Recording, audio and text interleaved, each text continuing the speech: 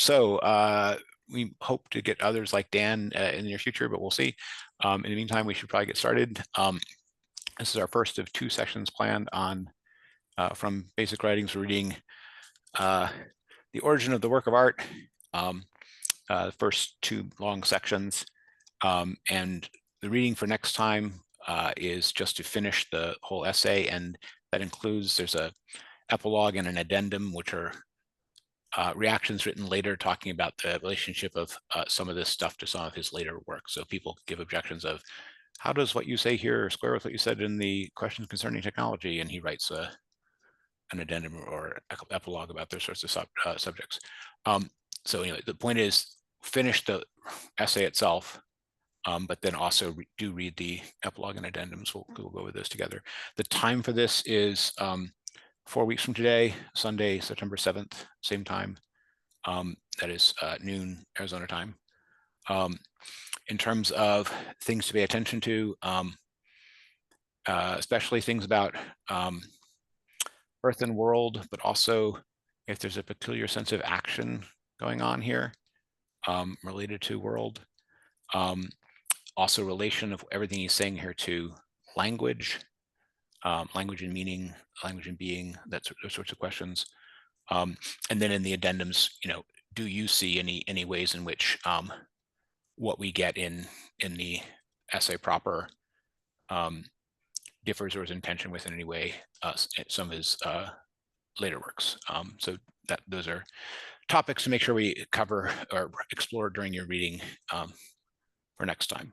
Okay, that's all we got for administrivia and headers for next time. We can get on to first reactions. Did you do reading first reactions? What do you want to talk about?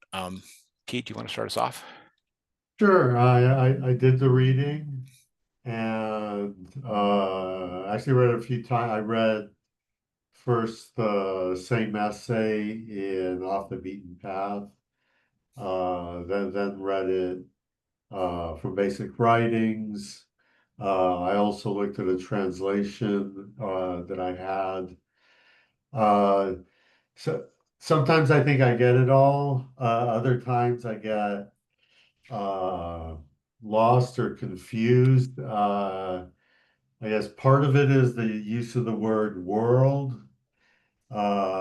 because in Being in Time, he has like four definitions of world, and here he talks about Kant's world and uh, worlds as domains, and then the world opened up by the work. And at certain points, it looks like world is the fourth definition of Being in Time, which seems to be uh, the clearing, or not the clearing itself, but it's what's created that comes out of the clearing. While the clearing withdraws, the world is the world of meaning that people are in. Um, and so, at times he says, yeah, the world is the openness, or words to that effect. Uh, but then he says, but the world is not the clearing. Uh, so, that's a little confusing to me. Well, Uh, definitely want to talk about world and earth and world, and the different ways it's used here, and what that contrast is, bringing out. I mean, we did get that in some of the later works, but I think this is kind of foundational for the world earth thing, and it's definitely critical to understanding not just this essay, but a lot of the things he's saying about truth, declaring the open, at concealment in the Parmenides stuff we just got to, withdrawal, refusal. All those things have to do with this world and earth structure. He also talks about world decay, world withdrawal, worlds that have gone by, and we'll have to relate all that to the work. Go ahead. yeah, and then he also talks about the event. He's starting to, or I guess he did talk about that before this one. But the Earth thing, I think I have a good handle on from Andrew Mitchell's fourfold book. Hmm. Earth is one of the fourfold. Uh, and the setting forth, I'm not quite sure why that's so important to Heidegger here, or at all. Why it's setting forth such a big deal. And I guess we can talk about this for the next few hours. Okay, so definitely have to talk about world, sounds like. And I'm also, when we get there, interested in if you think Earth is more comprehensible than world, your comprehension of it will be helpful. Okay, Jim. Well, it was very interesting. I've enjoyed it a lot. I tried to uh, control myself to not get stuck early on when he started to talk about the significance of the artist that interacts with the work, because he seemed to do the typical Heidegger move to impersonality very quick. It's they're irrelevant, sort of. What matters is the thing underneath it that comes forth. And I'm thinking now, and I had a real hard time accepting that, just being that I've done a lot of creative things in my life, and I don't think that you're an insignificant. The way he seems to put it, my point was I was struggling with the way he was framing that, and we can get into that, I guess, into the weeds about why I would push back against that idea. Um, the one that really got me, and I was sitting there forever, and I hope we have time to go into it more a little bit in depth, was on page 163, where he says that the idea of copy relation between something already actual and the artwork clearly fails. And I was like, well, does it? Are you sure it clearly fails? Because at that point, he hadn't proved to me that it clearly failed. Because I thought this is where I thought he was taking a. I'm going to use this C.F. Myers poem to show So, this. so let's slow down for a second, Yeah, because sorry. See, my brain's like. yeah, the clearly failed claim wasn't made about the Roman fountain poem, but about the Hölderlin, the Rhine poem, which he Mhm. doesn't quote. But I think the point he's trying to make here is that the Rhine as it appears in Hölderlin's hymn, the Rhine, and the Rhine as it appears to a positivist in investigating rivers in Germany, do not coincide. Right? Okay. He's but does that mean that there is nothing disclosed in um, visitors to Rome's experiences of Roman fountains and the poets evoking of the Roman fountain? No, that's not what he's saying. But he is trying to say that that art that is great art is not made great art by its correspondence with uh, the given material particular, or something like that. It is not the case that the greatest art is meticulous Dutch realism because it is so realistic and because they're almost as good as photographers, right? That is not what the greatness of great art consists in. It's the primary point being made there. I take it as being that simple.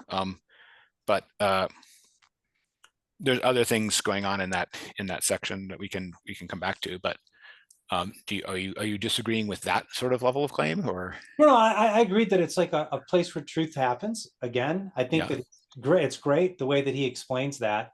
The only part that I had difficulty with is I don't think it was that clear to me that he was attacking something like mimesis with Plato. I thought he was trying to do an oblique attack, trying to say that um, didn't Plato and Aristotle kind of say that artwork is a reflection of, or a rendering of, that which already exists, in a way like a perfect rendition of a form. I get it. I mean, he's definitely not talking about this here. The Rhine that he is contrasting with Hölderlin's hymn is not a a metaphor for life's course or something like that, like Holden is taking it for.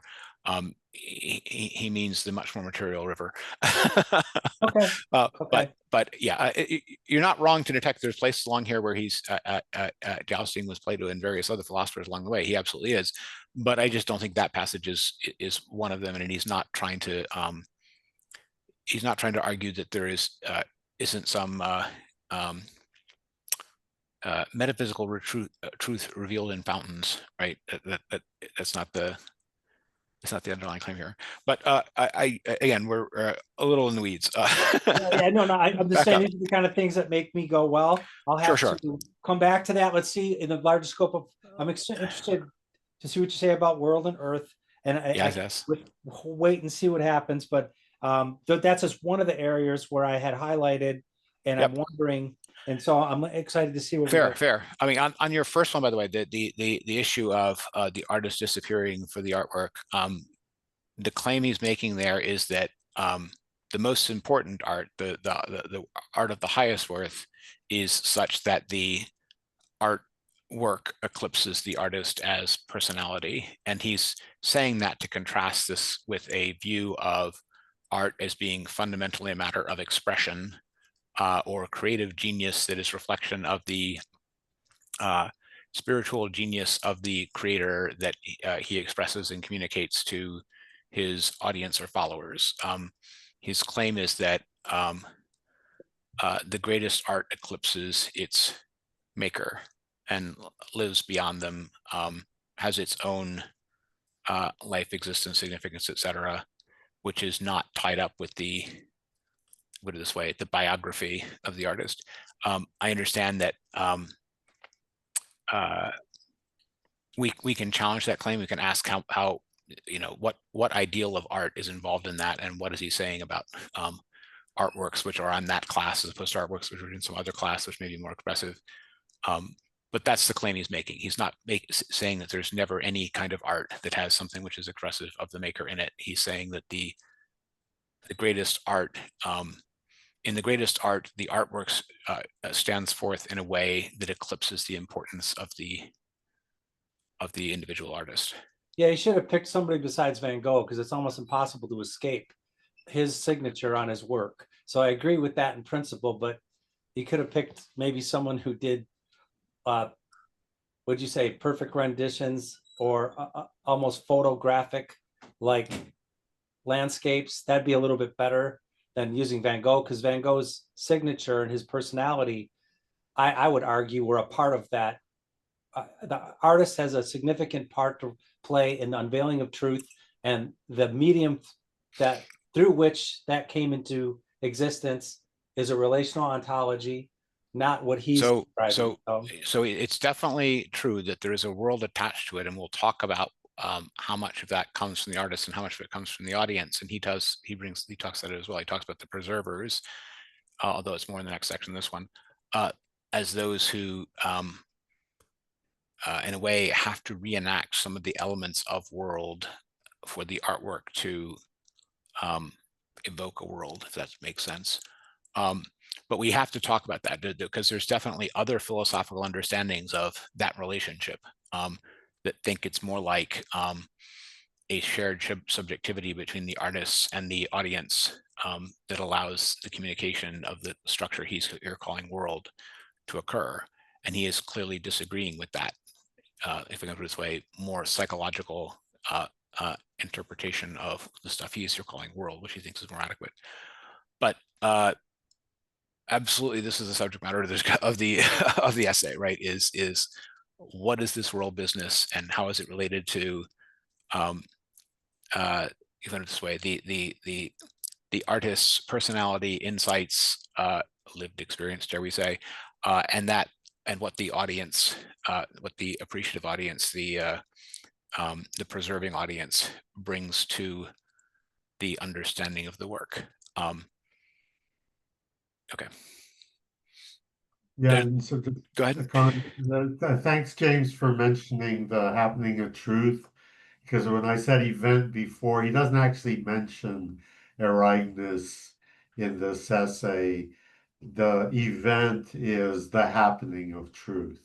Yes, he What he asks, he talks even about. asks whether or not truth is something which can be historical in the sense of happening. And that is sort of, and the answer for him obviously is yes, but that is definitely part of what he's introducing here with this structure.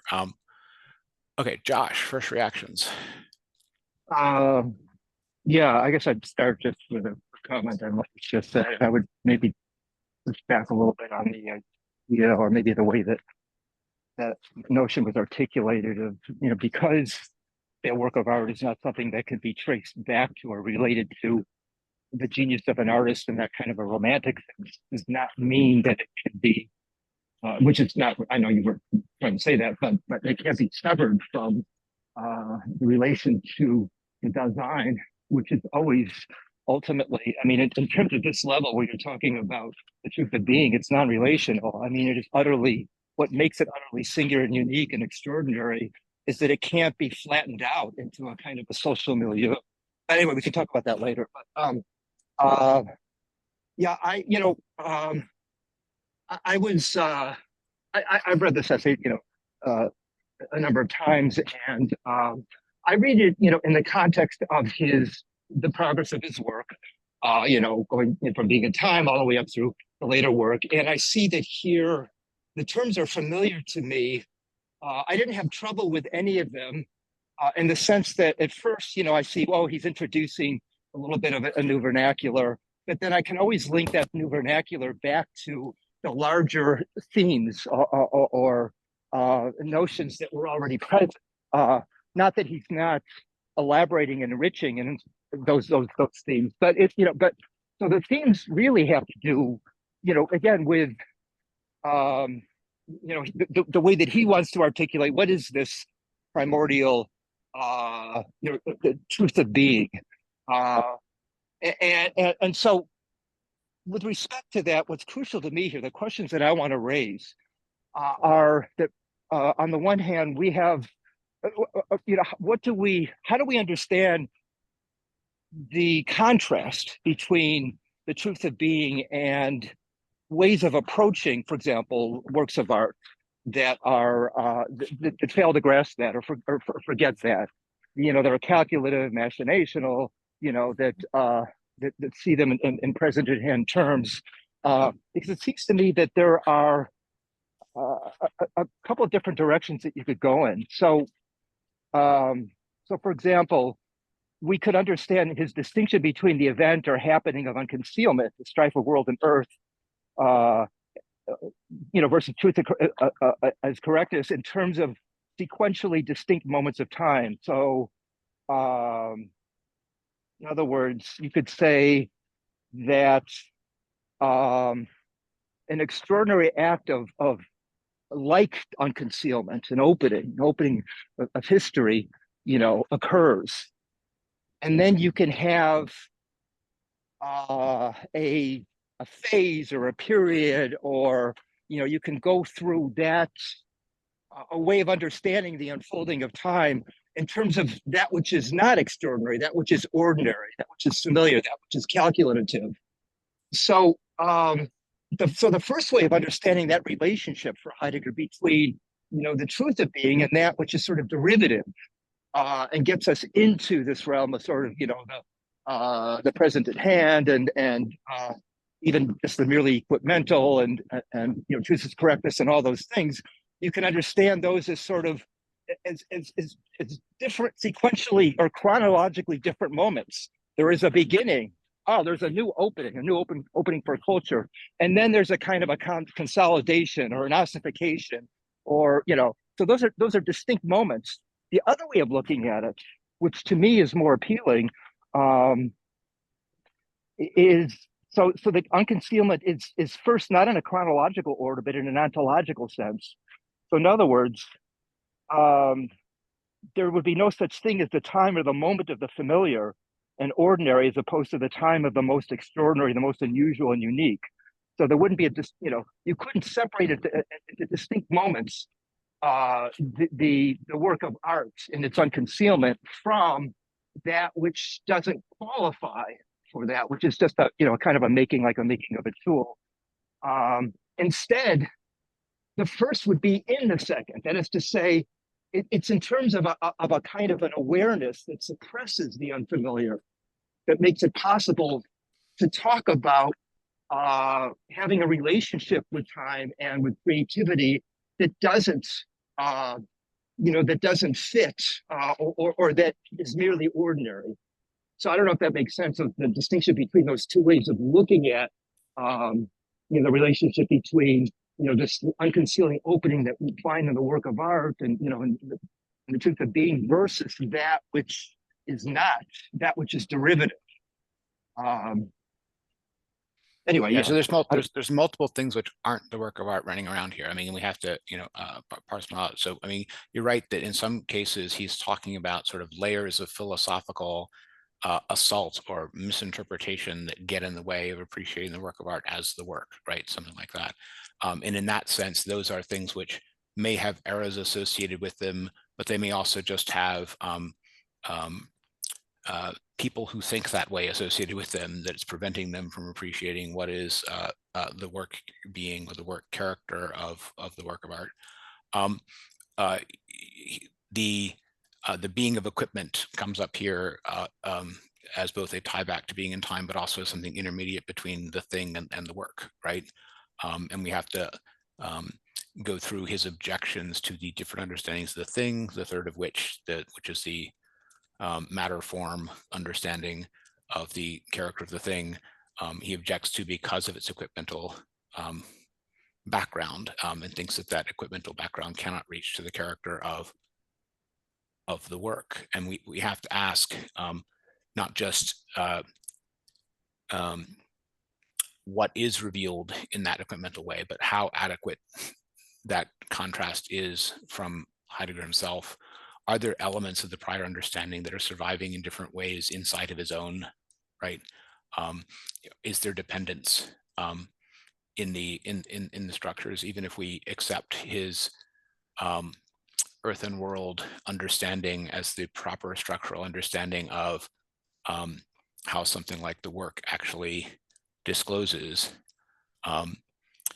He starts with with picking the shoes as an instance of equipment, and the world disclosive character of the Van Gogh painted peasant shoes that he chooses as the main sort of highlight of the essay. They're introduced as we're going to learn about equipment from this work of art, and you have to ask back. Granted that some of these things are disclosed by a work of art, how much is that equipmental nature something which was central to Van Gogh's concern, if I put it that way, or to the world he is trying to disclose? The point is that the role of equipmental understandings in Heidegger's philosophy is not necessarily the role of equipmental understandings in Van Gogh's being able to enter into and sympathize with the world of the peasant, right? So all of these are worth tracing, and I wouldn't just put it down to is it historical or is it levels? I mean, I think from Heidegger's point of view, it's levels of appreciation or understanding of this, but this is primarily a question for him of which philosophical lens is being brought to bear, and is it a distorting one or a revealing one?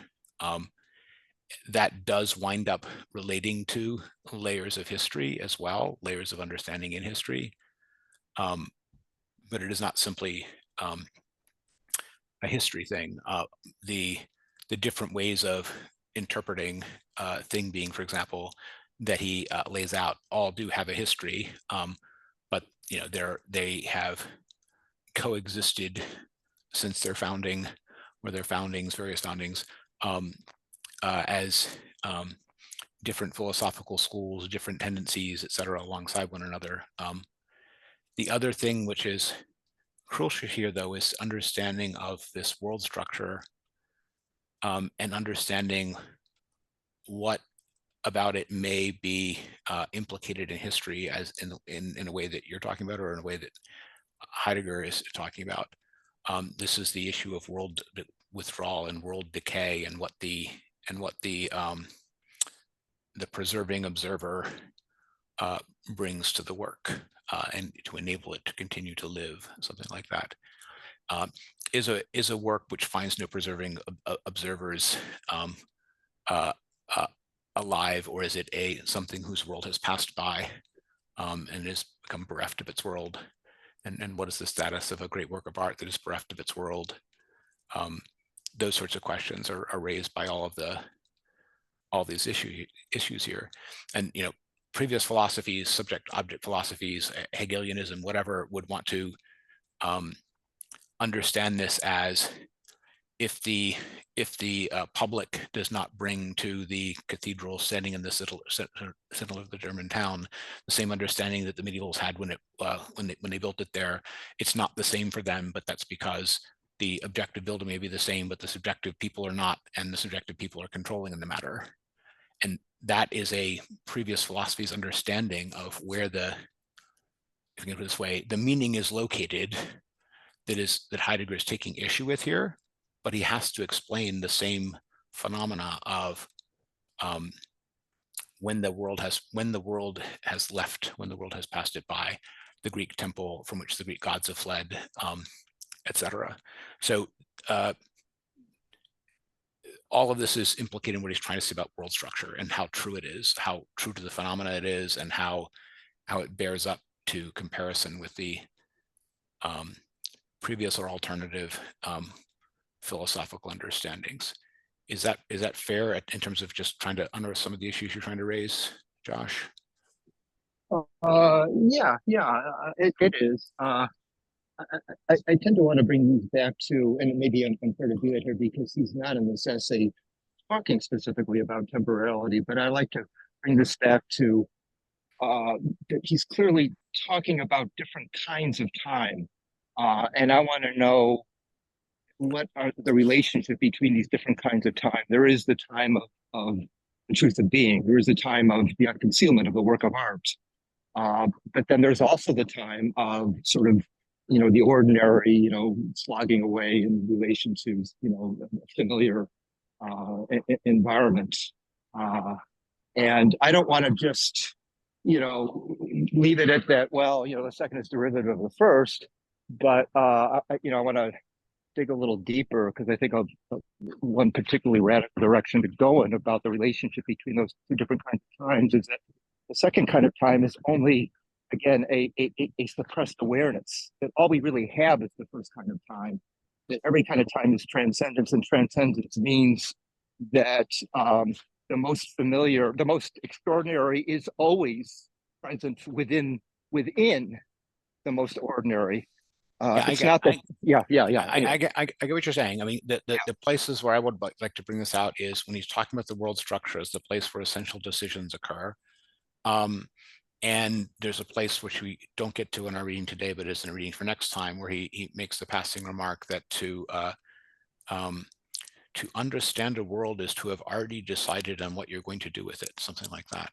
And this both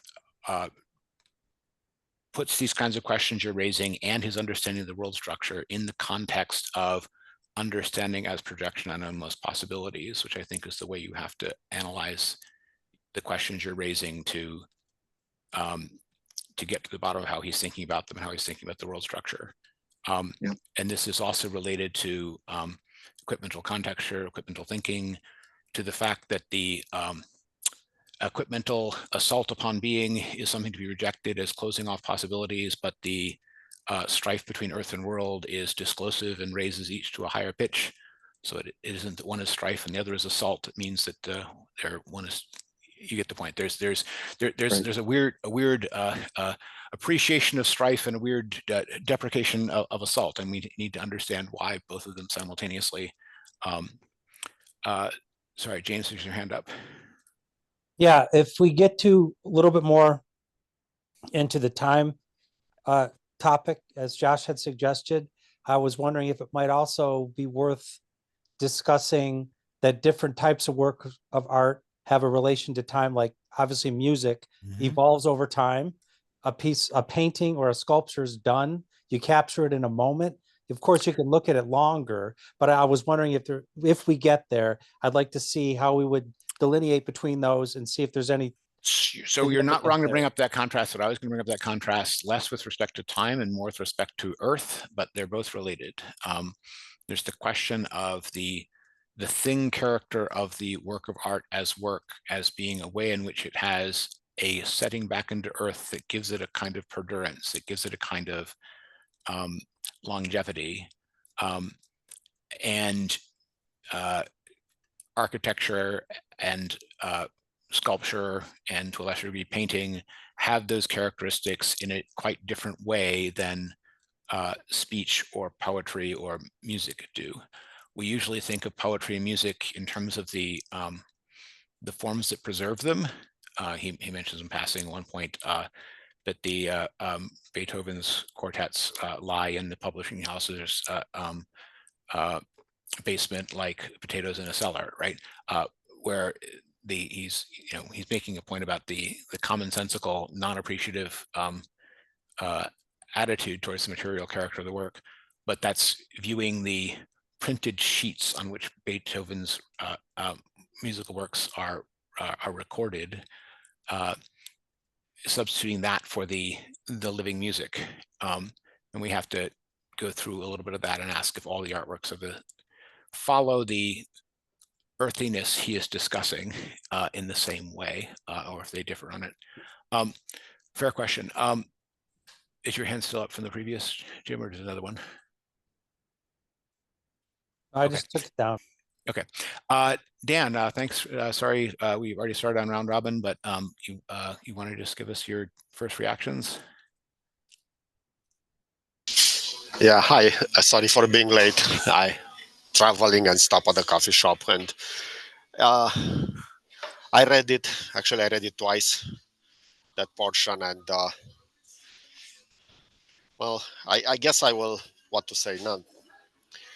I will follow along. I don't have anything to say now at the beginning, but we'll go along with you guys. And okay, one of the things we've talked about so far is making sure we understand the world structure being talked about here, Earth and world, but especially world, and different attitudes towards time in the disclosive works of art versus the merely equipmental relation to things, something like that, and other things, just the earlier understandings of thing as opposed to work. This is just topics if you that you might have thoughts about, or things you might want us to get to. But if you don't have a particular area of focus, we can move on to the exposition. Anything further, Dan? no, I think that was interesting to me. I was reading that introduction again yesterday, and that guy said that there is a connection between earth and care, something loose, and he made that connection. And then he said, whatever Heidegger understands by world is he already developed in being in time. But it was that the care as related to earth. He said that maybe there is a loose connection there, and I was thinking what that means. And regarding time, I didn't see anything about time here, or not much, like in this. It's time is not here. Like we saw it a lot in contributions and so on, but not here. What about the case of artworks bereft of their world because their world has withdrawn? Yeah, but that's it goes back to that what's historical to Heidegger, and things that are still relevant, and things that still, as he put it, they still worlds, and that some of them they stopped worlding. And yes, but it tells us something about the structure of world that this can happen to a work of art. That's what I'm trying to say. Okay. There's other senses in which time comes in that Josh was trying to get at that are more technical, but it's fine. So if we're ready to move on to the discussion of the actual text, I want to first start with the earlier understandings of thing. I would imagine that for this group, this is the part which is relatively clear to almost everyone. This is the But I think it's useful here to follow at least the structure of what he's laying out of, we basically have a movement from thing to equipment to work, which is an ascent, basically, as he's laying it out, but also a different meaning of being in each of those cases, the being of each of those things, of the thing, of the equipment, and of the work.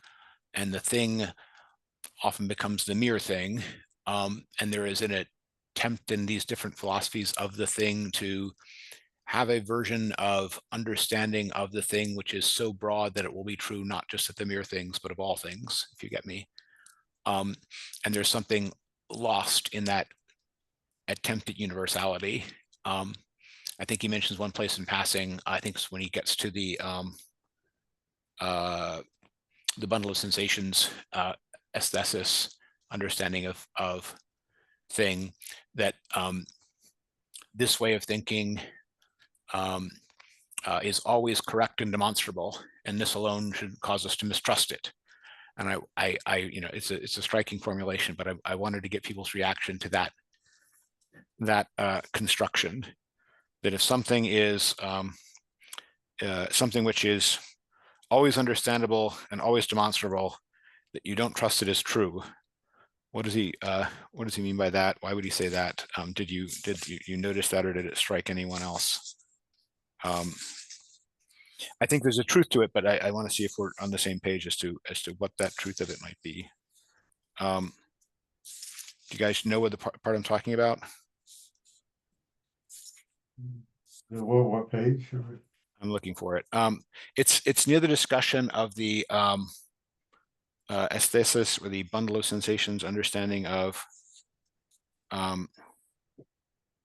Yes, okay, bottom of page 151. Now this interpretation of the thingness of the thing, this is as the bundle of sensations, basically, is as correct and demonstrable in every case as the previous one being subject of predicates, basically. This already suffices to cast doubt on its truth. So again, the interpretation of the thingness of the thing, it is as correct and demonstrable in every case as the previous one, this already suffices to cast doubt upon its truth. So that it is correct and demonstrable in every case. Now, the cast doubt on its truth could be because there's two of them that do that, or it could be because things which are always correct and always demonstrable already have the character of I don't trust them. Sorry, Josh, you want to go stab at this? Well, that the kind of truth that he's looking for is not truth that you can trust, but truth as unconcealment. It's truth as he doesn't really say trust. He says this already suffices to cast doubt on its truth. Right, a cast doubt on its truth, truth being understood in the way that Heidegger wants to present it here in this essay as the truth of the work of art. Because the truth of the work of art has nothing to do with truth as correctness, or when I say it has nothing to do with it, obviously you can derive truth as correctness from it, but it's correctness and demonstrable. Sure, understood. Yeah. So you're not looking for accuracy; he's looking for demonstrability. But I think there's something else going on here, right? If I can put it this way, something which is always true and demonstrable has the character of a tautology that doesn't manage to reach to the judgments of existence or judgments of value that he is aiming at, right? You distrust if you ask someone for an essential truth about a contingent fact in the world that could be otherwise, upon which essential decisions are going to depend, you do not want to be told that it is true with the necessity equal to 2 + 2 being equal to 4, right? You're not going to believe it, right? It's not the kind of domain in which such certainty can apply. This may dovetail with what you were just saying, Josh, about the kind of truth he's looking for, but the purely certain, the purely demonstrable, the always true of everything is going to be so lacking in its specific content that it cannot reach to the domains of concern, if you get me. There needs to be something contingent. There needs to be something that we could imagine otherwise. There needs to be something that is fateful for decision or freighted with an undiscovered to count as true here. Trivialities won't count. And when something is correct and demonstrable in every case about everything, you suspect shallow tautology. Does that make sense, Dan? You know, I would want to say, rather than throwing a risky sorry. term like judgment or belief, one of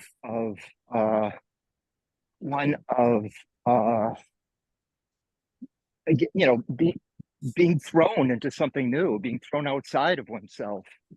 So it's not sort of a reaction to it. It is that quality of experience of, you know, being in that casting, in that. No, I get it, but I mean here the contingency is the more important part of it, because the thing which the aesthetic view, the bundle of sensations view, is urging is precisely that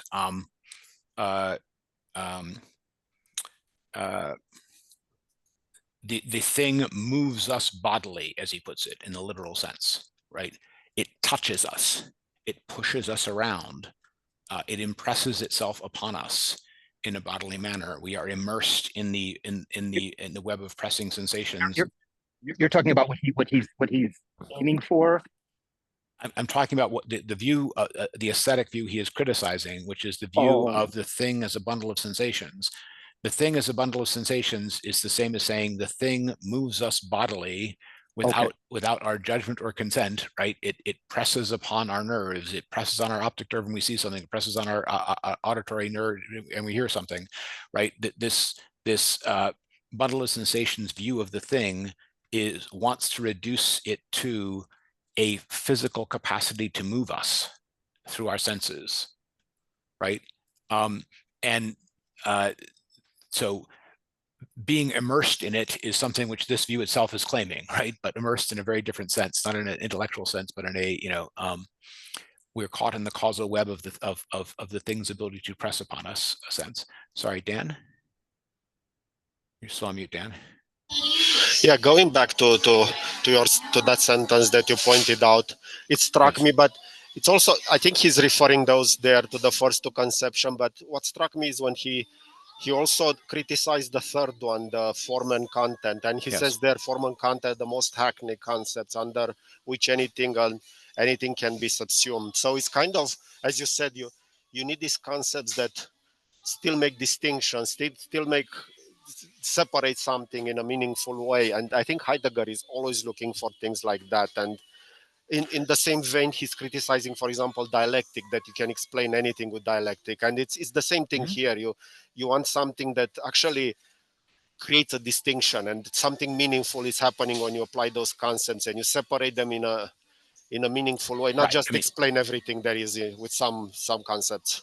Right, and so I mean, I think you're right. I mean, the point that I'm getting at with all these things, I mean, this really comes up Husserl and post-Husserl with the idea of regional ontologies, things whose being is different from other things. Therefore, you have to pay attention to the particular being of the kind of being that you're talking about. And if you're not doing that, if you're talking about something so abstract that it applies to everything, then the suspicion is that you're talking about a mere logical abstraction datum that's not going to be deep or meaningful or true enough.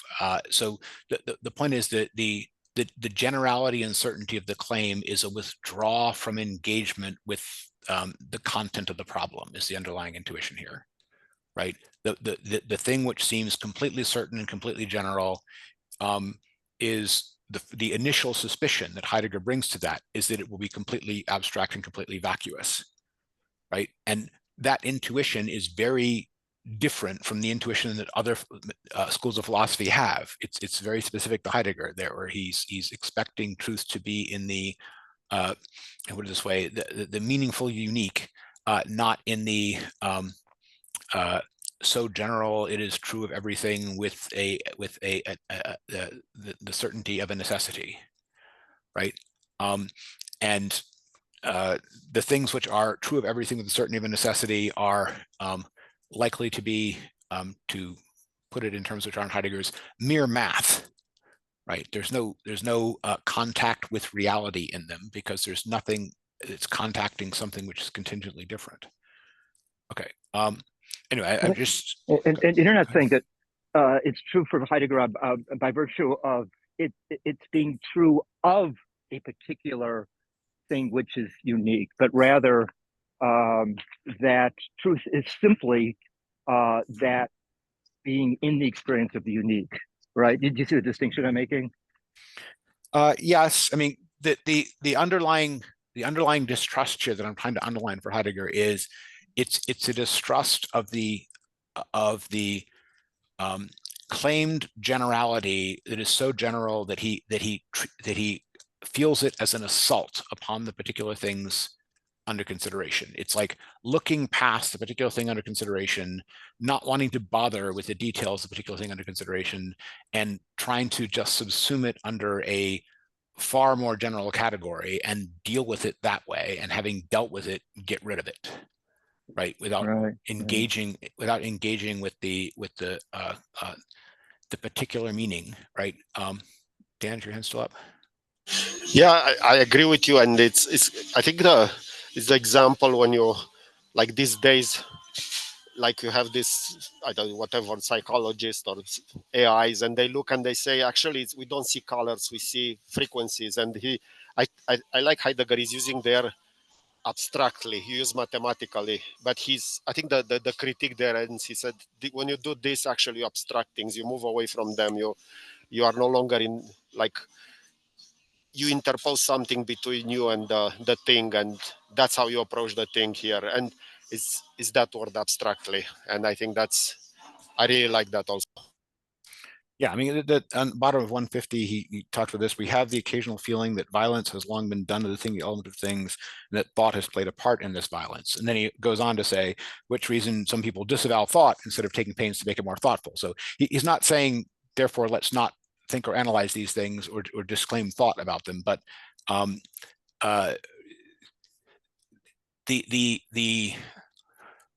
he is distrustful of the metaphysical formulas that are going to understand everything in existence in exactly the same way, precisely because if they're trying to understand everything in existence, they're not understanding anything particular to anything in existence, is the way I would put it.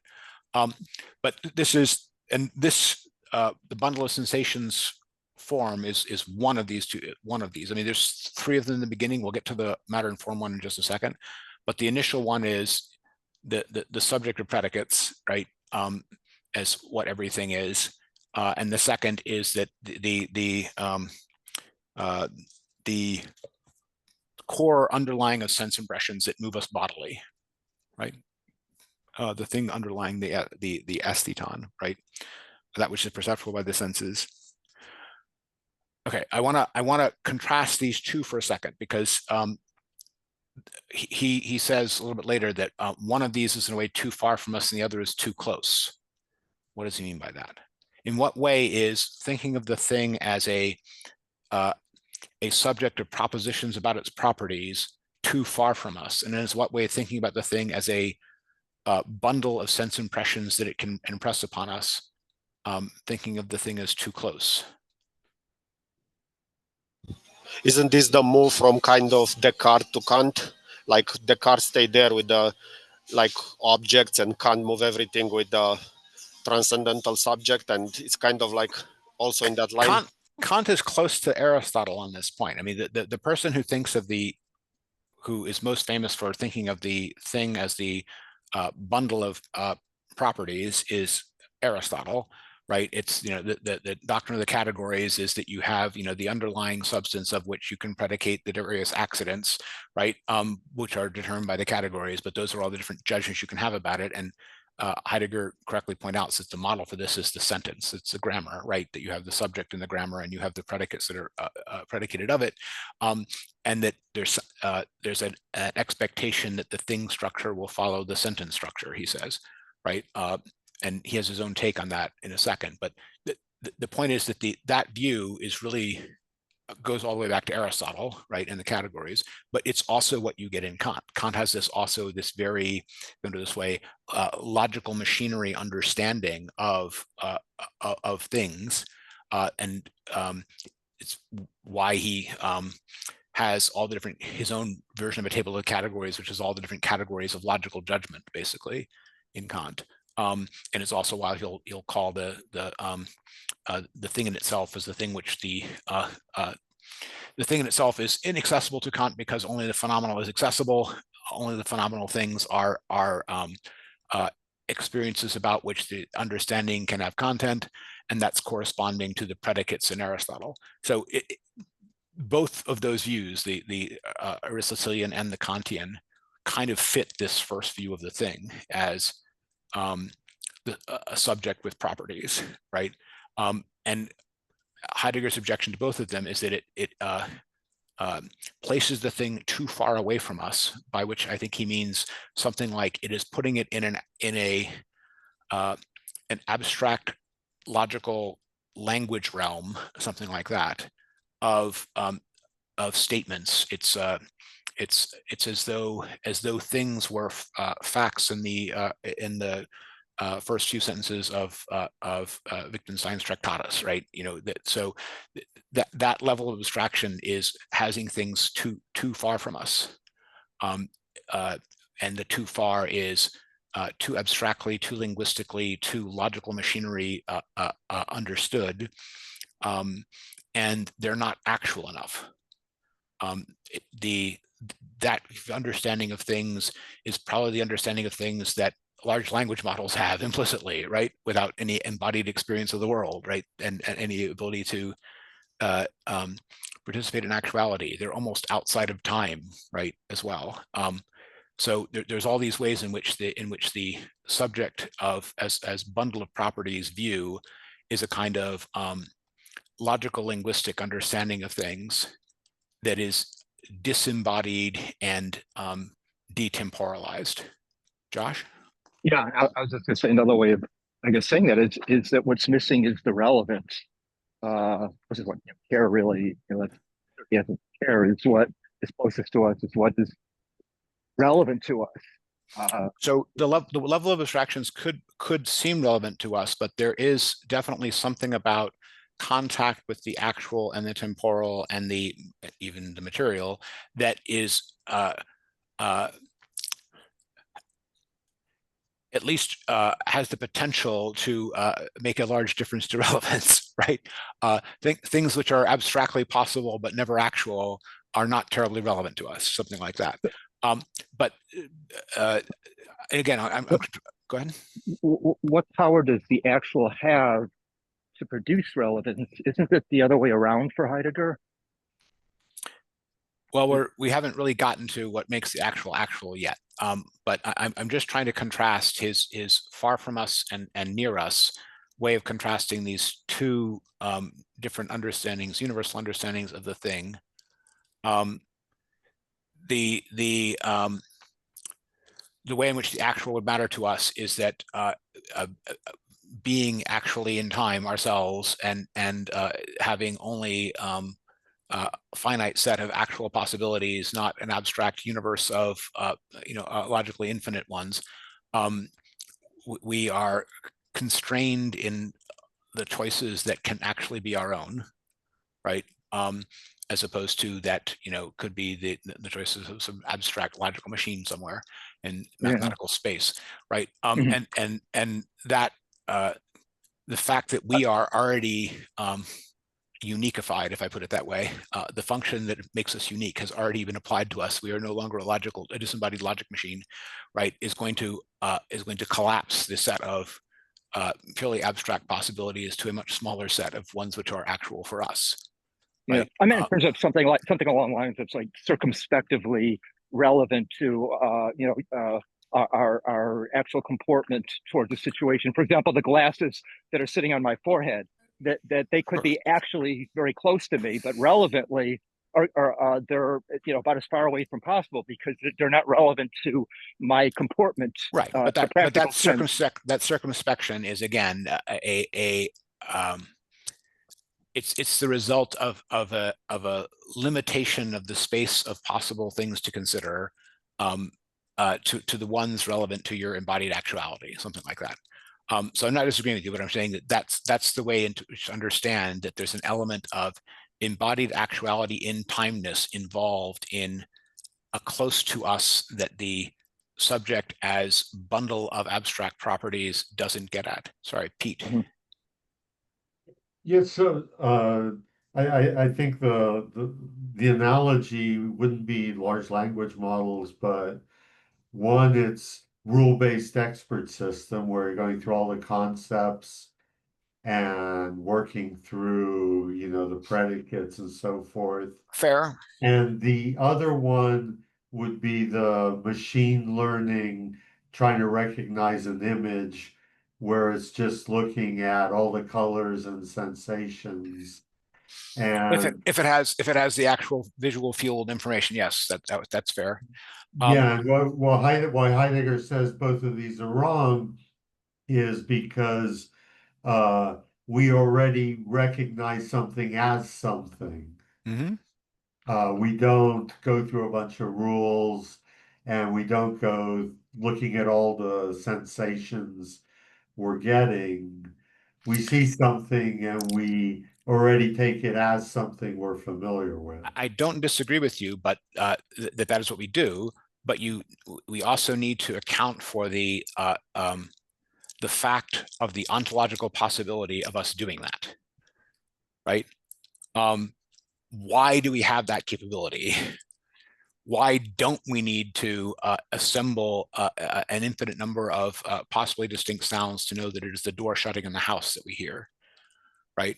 And why, on the other hand, do we not have to follow a whole set of procedural-based rules to orient on a sound, right? So I don't disagree with you that we in fact do those things, but the point is, the fact that we don't need to go through those ways of arriving at that capability is already saying something about not just our mental machinery or our sensory machinery, but about the world in which we are situated. I don't know if that's too abstract, but the world has to be put together in a certain way so that you do not need to resort to those things in order to intend an object with a consciousness. Just be Husserlian about it. And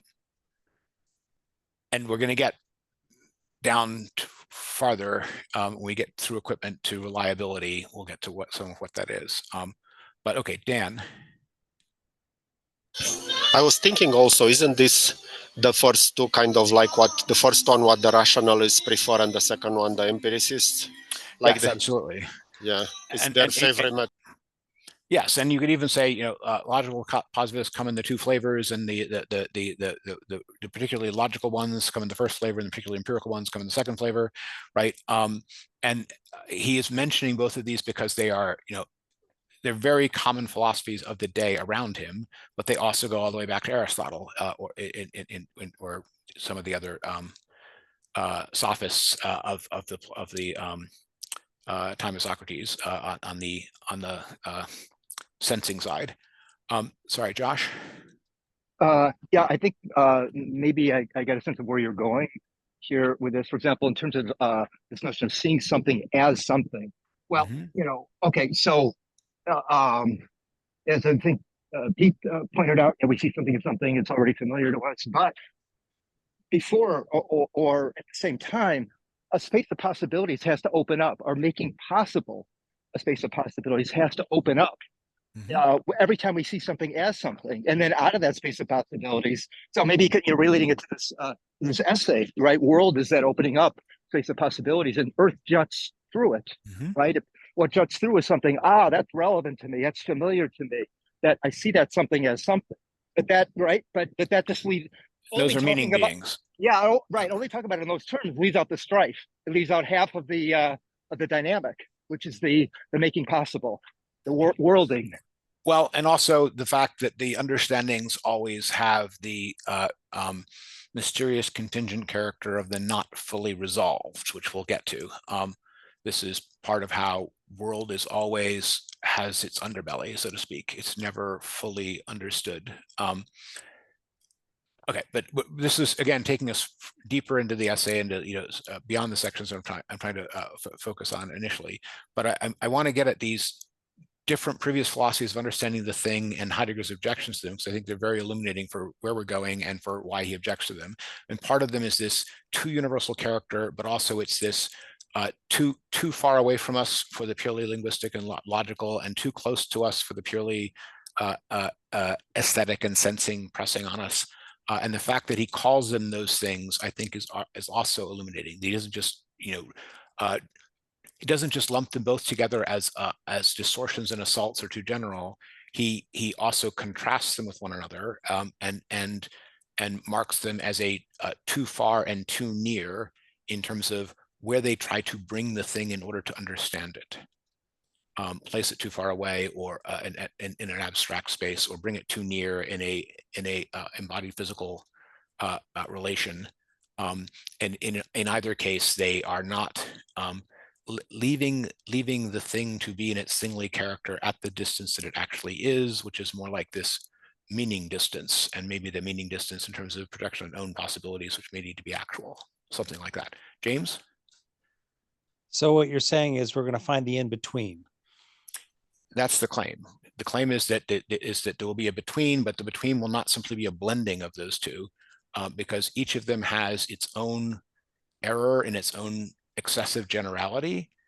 And we're going to look for the solution, not just in a between, but also in a paying more attention to the particular content instead of trying to get one size to fit all. So we're leaving open the possibility that where we will arrive may only be true of works of art as opposed to of equipment or of clods of earth, for example. Okay, and will this help us moving forward with, you mentioned the underbelly, right? There's always this mysteriousness. Yes. The thing I find most difficult when discussing these is, and maybe I can't do this, I want to find like maybe a one size fits all mechanism to help me know that I've got a good enough understanding or mechanism to traverse between these different ideas with understanding the mystery enough to be sufficient to continue forward. Yes, and that is what World always is striving to do. But as he says of World, because it is openness itself, it wants everything to be open, and it doesn't like the mystery, and it doesn't like the concealed, and it doesn't like the thrust of the earth that won't let you penetrate it. Right? That's the element of strife he keeps coming back to. But again, we're moving further into the essay and past an intervening critical point, which is about this form and matter third. But I hope that that's illuminating as to where we're headed. The underlying claim is going to be something like the world of meaning at the level of disclosed meaning is always what we use to act upon and to understand our possibilities, but we do not do that because it is always an exhaustive understanding of those possibilities. It never is. There is always an undisclosed beyond it, and he even says, and that is why these things are decisions, right? They're decisions, they're not deductions. They're decisions, they're not certainties. They're decisions, they're not billiard balls in necessary causal chain. Does that make sense? Yes, thank you. Okay, Dan. Yeah, related to what James said, that I think that's why Heidegger is so much against, for example, dialectics, and also against progress. He's not going forward, he's going backwards. He's trying to say, we knew how things were. We need to clarify. We need to go back to origin. We cannot go further. It's well, problematic. There's the notion of another beginning, so I'm going to partly disagree. Now, maybe the other beginning has to go back to the first beginning in order to leap, and so on, right? So we can dialectically somersault through all those possibilities, and we can reject dialectic dialectically, right? But he is not simply disdaining all progress when he is talking about another beginning. Let's put it that way. Okay. But yes, he is distrustful of dialectic. We'll see how much he is practicing dialectic while distrusting it by the time we're done. Okay, I want to talk about form and matter, because after he's introduced the two, which are too far, too close, he comes to the form and matter one, and the form and matter one at first seems more adequate, and then he almost immediately says that he distrusts it. His reason for distrusting it is different from the other ones. It is kind of at the proper distance, but his objection is that it will not show us the workly character of the work or the thingly character of the thing, because it is drawn from the equipmental nature of equipment. So the claim is that the form matter way of understanding the thing is a way of understanding that comes from the productive comportment, he says in other essays, but it comes from the being of equipment. It comes from the artisan shaping the object of use so that it is serviceable for the purposes to which it is to be put. Right, the axe that is hard enough, the shoes that are stiff but bending, right? There's a claim here that the matter form way of understanding the being of the thing is itself betrays its or shows its origin in the equipmental understanding. Okay, and his quote proof unquote his argument that this is the case is very fast. Like it's almost nothing, right? It goes by very quickly. We need to slow down for a second and ask about matter form here for a second. And also we have to ask about whether or not matter form is the original or a subsequent and revisionist version of this distinction. Why do I say this? Because the form is morphe, the matter is heil, and both of those are the way you get them in Aristotle. But the form as morphe in Aristotle is itself a change or reinterpretation of the eidos or idea as it was in Plato. Okay, so in Plato we had the idea, and yes, there's something like an idea and an underlying matter, and the underlying matter is something like an unlimited in Plato. It doesn't say simply the unformed, but it's the unlimited. So you have a matter that is unlimited in the form that is its limit, its paras, as he correctly points out. And the paras or perimeter is what lets it be the thing that it is. And that is its outward look, and its outward look or idea gives to it its essence. So you have an unlimited shaped by a paras into an idea, into an idealon, and that is the thing structure circa Plato. And then Aristotle famously asks, but where does this idea exist? It cannot exist in an abstract ether where it has no ability to exist as an actual material particular. I cannot find one. It's not material. It's not in time. How does it exist? How does it modify anything in the world? How does it have causal relevance in anything? And unable to accept the Platonic version of what Heidegger here calls, the idea of the temple.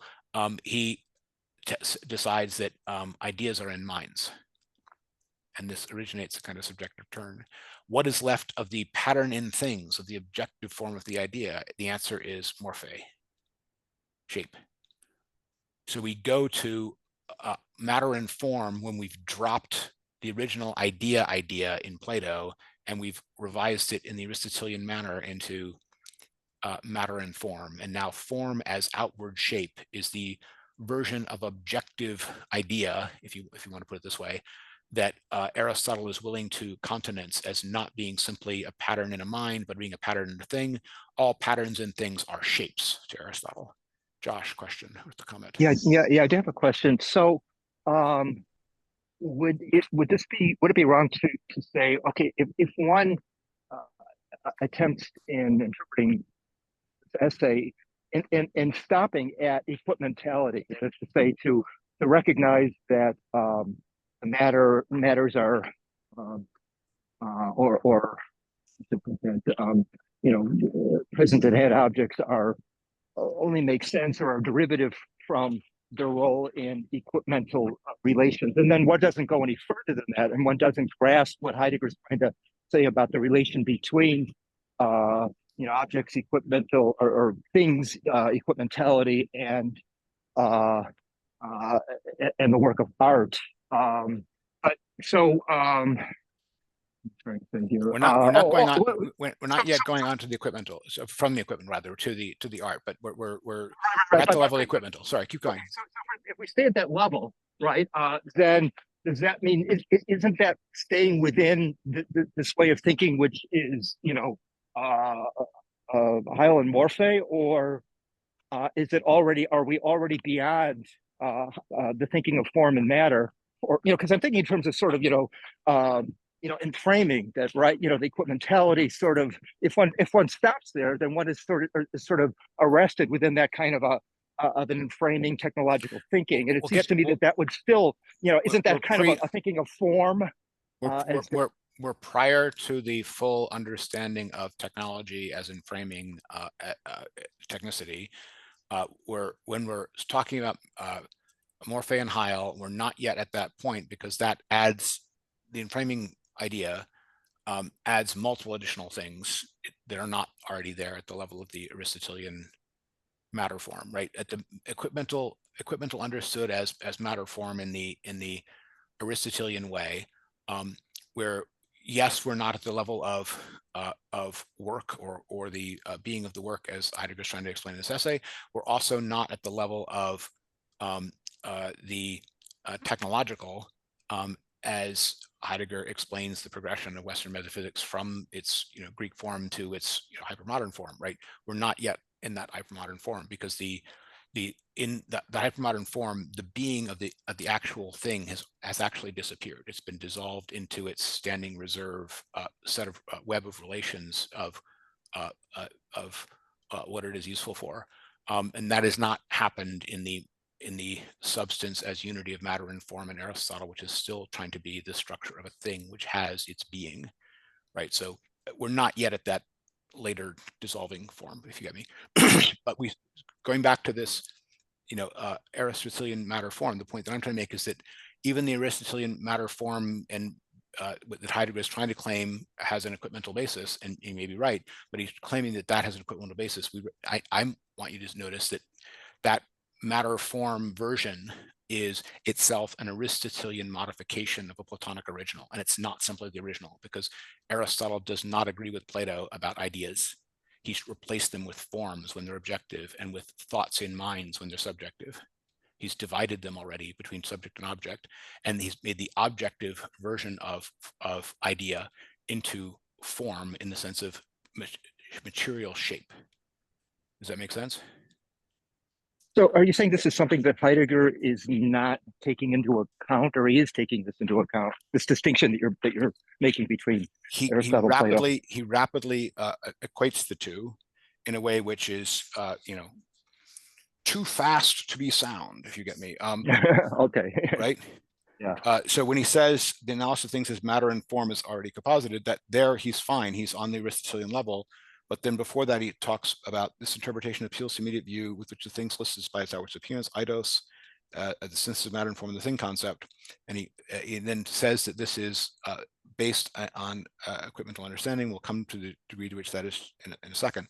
But the equation of Morphe with eidos there is an Aristotelian equation, not a Platonic equation, is the point I'm trying to make. Dan? Yeah, I was thinking now, what's the counterpart in Plato to ideas? Like the same way that we have matter and form. Is it the actual instant, like the actualization of different things in Plato? What do you think is the counterpart to ideas similar to matter form? So Plato has his own understanding of participation, right? And the descending to the level of the in-time material particular is participation. And in participation, there is a blending with a unlimited, right? That is matter, but that participation in that unlimited means a deviation from the perfection of the idea, right? And that is different from saying the only way in which the idea can become actual in time is as a shape, right? This is the difference between shape as the literal geometric outline of something and understanding something like DNA as information. DNA as information is not simply a shape, right? There's all kinds of other stuff involved in it. And Plato is much more like the latter than like the former. And because Aristotle doesn't have an easy way of understanding where anything like that information could live or reside, he wants it to either be something which occurs subjectively in minds or something that occurs objectively as physical shape. And that's the substitution that results in both the bifurcation of subject and object and in the instead of a between that you get in Plato, and also in the replacement of the idea with the morphe. Okay, but You think let's. he doesn't successfully subvert that, obviously, in your opinion? I think he may have a case that's the thing that he is saying about the equipmental nature is already there in Plato, and it's pretty clear to me that it is there in Aristotle. It's not as obvious that it's already there in Plato, because there are things, some of the things that are there in Plato that are closer to Heidegger himself on these points than they are to Aristotle on these points. But it's a subtle question, right? But when he is, and this is also related to some of the questions we raised when we read that Rosen book about how much the ideas are only meant to be about things made, right? What he's going to claim here is that the perception of the structure of the thing as matter and form is motivated by a productive comportment that is asking how I can interact with the thing in the sense of what I can make out of it to make it do, and that is already a projection onto a practical domain. I entirely agree that it is a projection on a practical domain. The equation of that practical domain with the equipmental domain, as opposed to it being all your possibilities of interacting with it, is less obvious, right? Heidegger is all about Dasein understanding things by projection onto actual almost possibilities, which is already a practical move, if you get me. And the question is, why is that practical move beneficial when it comes to understanding, and something which is a relegation to the sphere of only the being of equipment when it comes to understanding the structure of the thing, right? What's the point? You can understand the structure of the thing as having a nature, as a bundle of powers, as the things that it can do, which are the things that you can do with it. And this is definitely along the equipmental lines, and it's definitely tending in the direction of the technological, as Joshua was hinting at, right? And that proclivity is already there in places in Plato where you find, what does it mean to say that something is? It's to say that it has some power or another, right? You get that in the Sophist. So the power, what it can do or what you can do with it, understanding of the structure of things is already there in Plato in a way, but it's not yet reduced to this, that what you can do with it is a matter of its matter and its form, with the form being reduced to a mere physical shape, so that all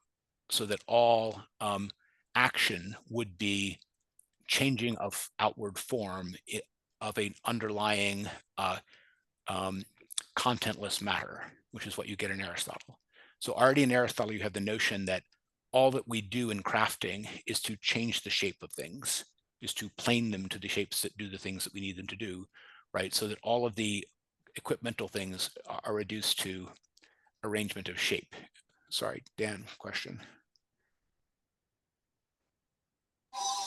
Yeah, I agree with you. It goes back to production. And I think we read in contribution that Heidegger is saying some point that the Greeks started to look around them and see what that's around them, and they look at the tools and they start to abstract from that, and then to form their concepts and their worldview by looking at their own tools. And then I think he also is going to call that beingness at some point in the Heidegger, and goes against it. So you're right that he says that the productive comportment is the basis of the understanding of the being of beings that you get not just in Aristotle, where I think is a strong case, but also in Plato. And he's also going to claim that the later Christian understanding of the beings as created being is a projection of that same everything is as it is made for the purposes that it is made by its maker view into a theological understanding, so to speak. And the natural things are then the things that, instead of the things that arise and appear themselves in the Heideggerian sense, they are the things which are made by the divine mind instead of by a human mind, right?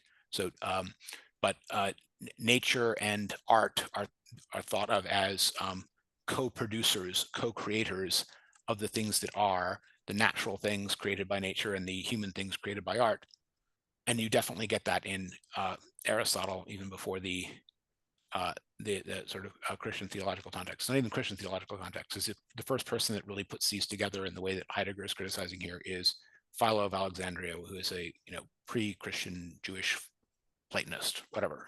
The point is, by the time you're talking about someone like Philo, Heidegger's entirely right that this productive comportment has gone into viewing each of the entities as a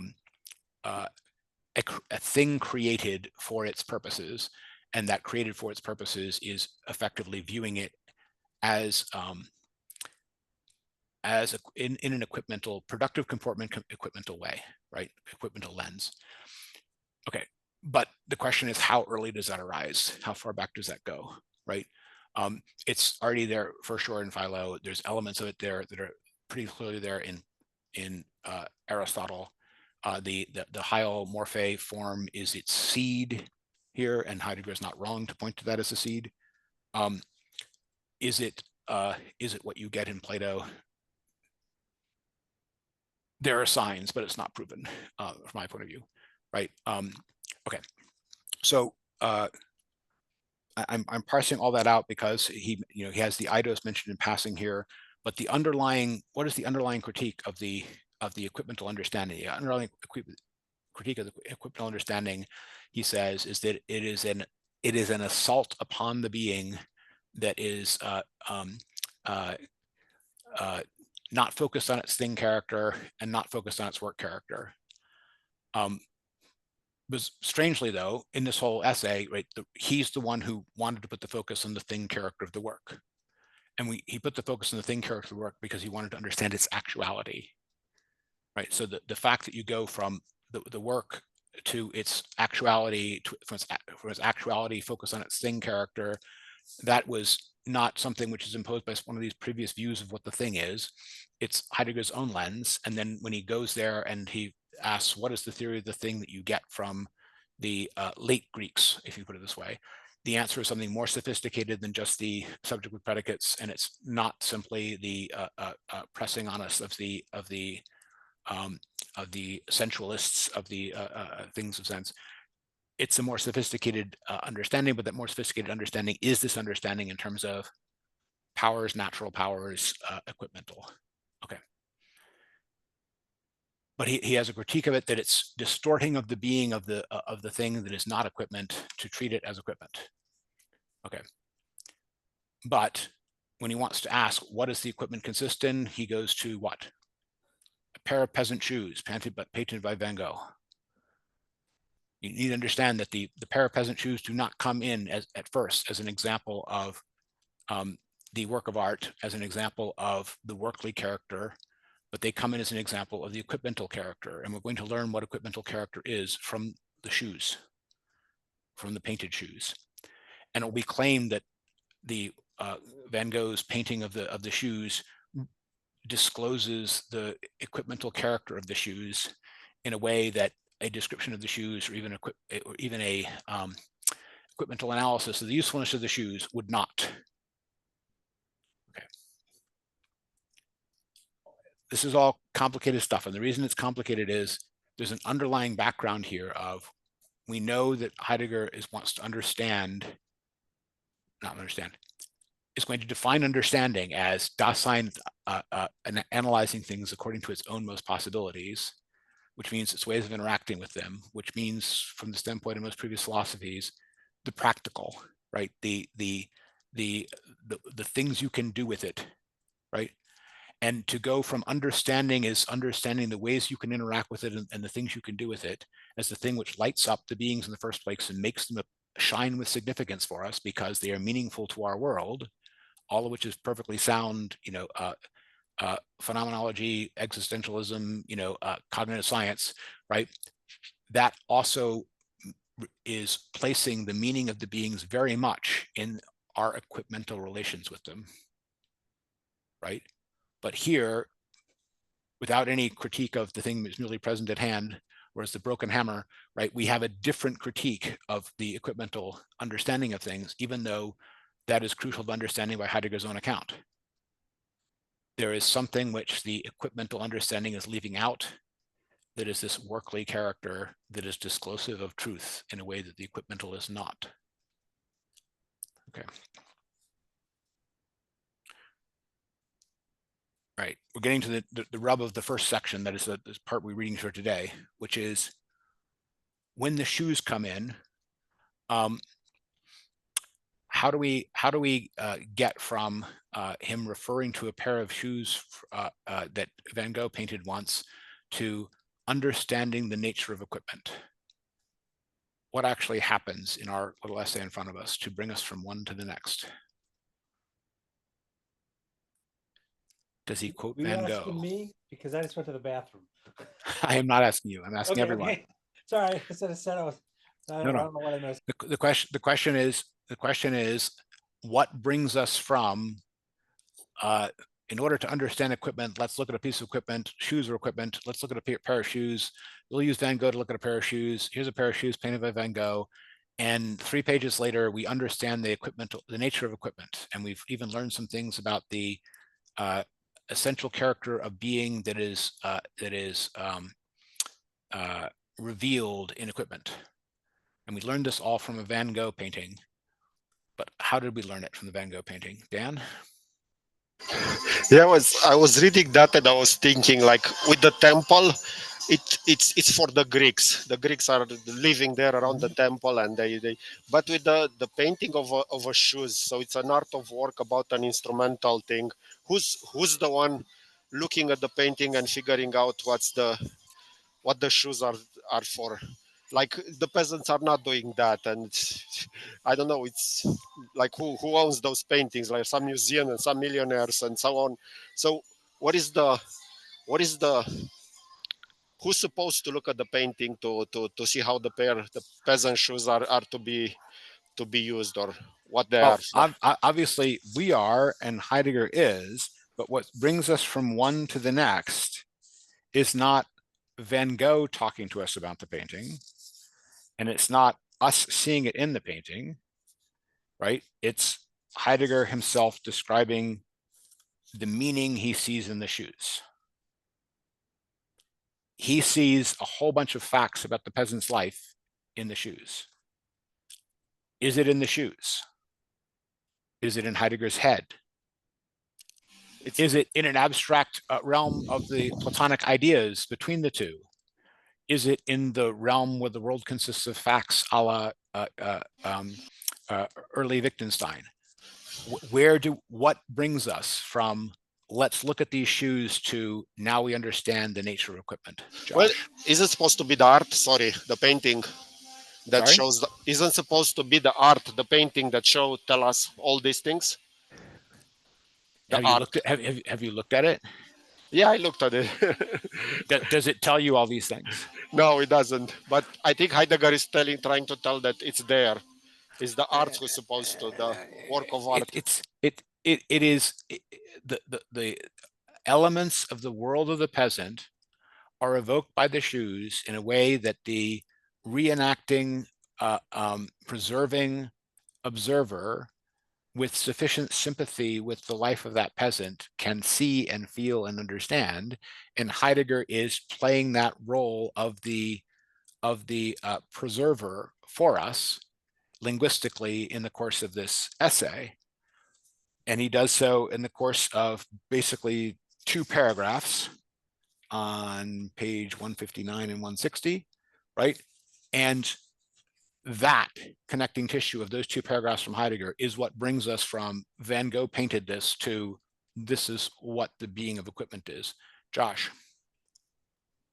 Yeah, well, being of equipment understood as in terms of work of art, and that would mean, I think, in terms of how we get there. Not simply in terms of work of art. The claim is that the work of art has disclosed the being of equipment to Heidegger, and he is explaining to you what it has disclosed. Well, I'm saying you can't call it a work of art unless it's disclosing itself in a particular way. It could disclose itself in an equipmental way, which would not be called a work of art. Sure. or it can do it. So I'm saying, you know, so when we're talking about it's disclosing itself in a workly way, you know, this equipmentality, it's not simply that we're allow ourselves to accurately imagine or sympathetically imagine, you know, the lives of the peasants that might be wearing these shoes. Whether we're trying to do it or not, we're implicitly going to be understanding those shoes, first of all, in relation to a larger equipmental context, and it might be different for each of us. There's no right answer. But that larger equipmental context, in order for it to be workly, a work of art, can't just be, oh, here's the function of these shoes in relation to this, you know, this the world of the peasants. It can't be finite within a certain kind of a, you know, in order to, you know, a totality of equipmental relations, and then you stop there. It has to be that it's that opens up uniquely, afresh, that we're seeing it for the first time in terms of these relations. It's that unique first time openness of this realm in which of equipmentality. I get that is the claim, right? I'm challenging it on the specific basis that what takes us from let's look at the shoes to now we understand equipment is 2 pages of Heidegger, actually 2 paragraphs of Heidegger, about a page and a half, right? And not Van Gogh. Well, I don't disagree with you there. Okay. All right. We have to fill in an awful lot in order to get to what I just said. Yes. And if you challenge, you know, 10 undergraduates and 10 graduates and 3 Heidegger professors who haven't read this essay, or professors of philosophy who haven't read this essay, right? I want you to explain the nature of equipment to me, and here's a pair of shoes, right? Now write 2 paragraphs about it. How many of them are going to come up with the deduction of the nature of reliability that he comes up with? The reliability of being. I think his answer is brilliant, right? I think it's great, but it's very much him, right? He's bringing it. Jim. Yes, it's what reliably serves as a world, so a world can be lived. That's what the equipment's doing, correct? He's saying it's a means by which a world can be lived, and the world that we're supposed to live through observing the painting of Van Gogh's shoes. It shows. So I'm going to jump ahead to the pick on 160, the second of these paragraphs where the critical point is made, right? It says, the equipmental being of the equipment consists in its usefulness. That's already agreed, basically. But this usefulness itself rests in the abundance of an essential being of the equipment. We call it reliability. By virtue of this reliability, the peasant woman is made privy to the silent call of the earth. By virtue of the reliability of the equipment, she is sure of her world.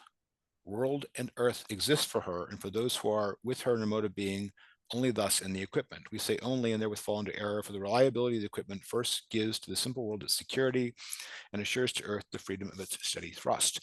There's an underlying thing here that he's saying, which is that the equipment itself has its usefulness from a reliability that it is borrowing from being.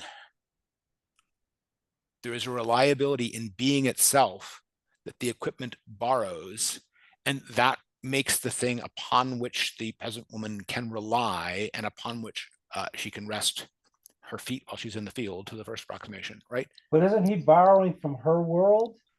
And Van Gogh's understanding of her world. Absolutely. Right? There's multiple borrowings going on here.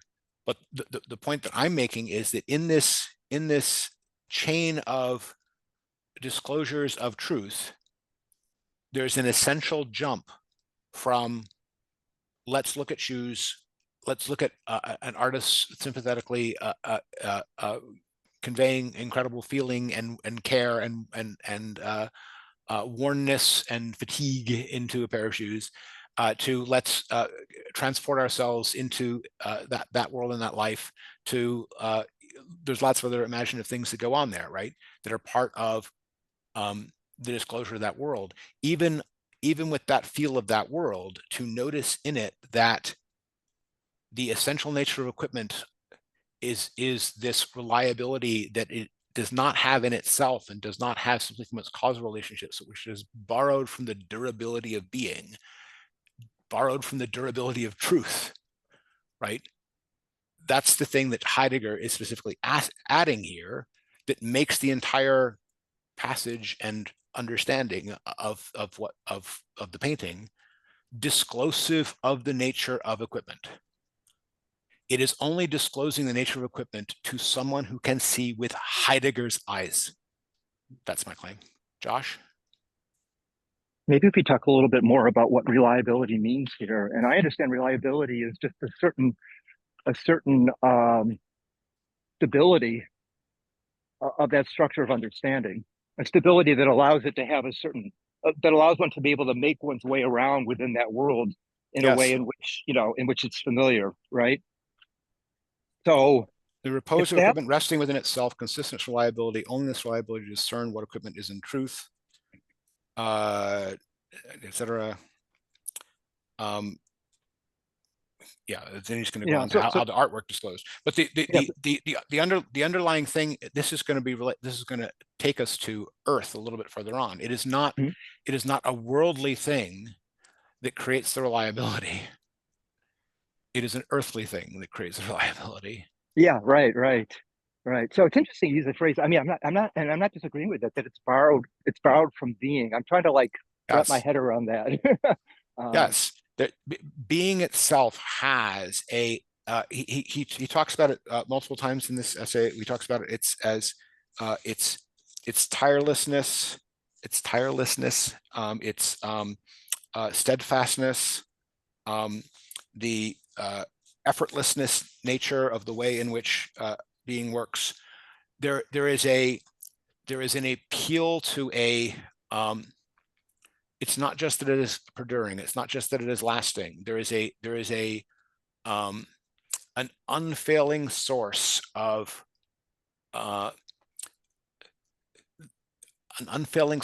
can be counted upon in the truth of the reliability of the equipment made in conformity with the truth of being. Right? It is the subservience to reliable truth that was involved in the planning of its construction that is a passing on of a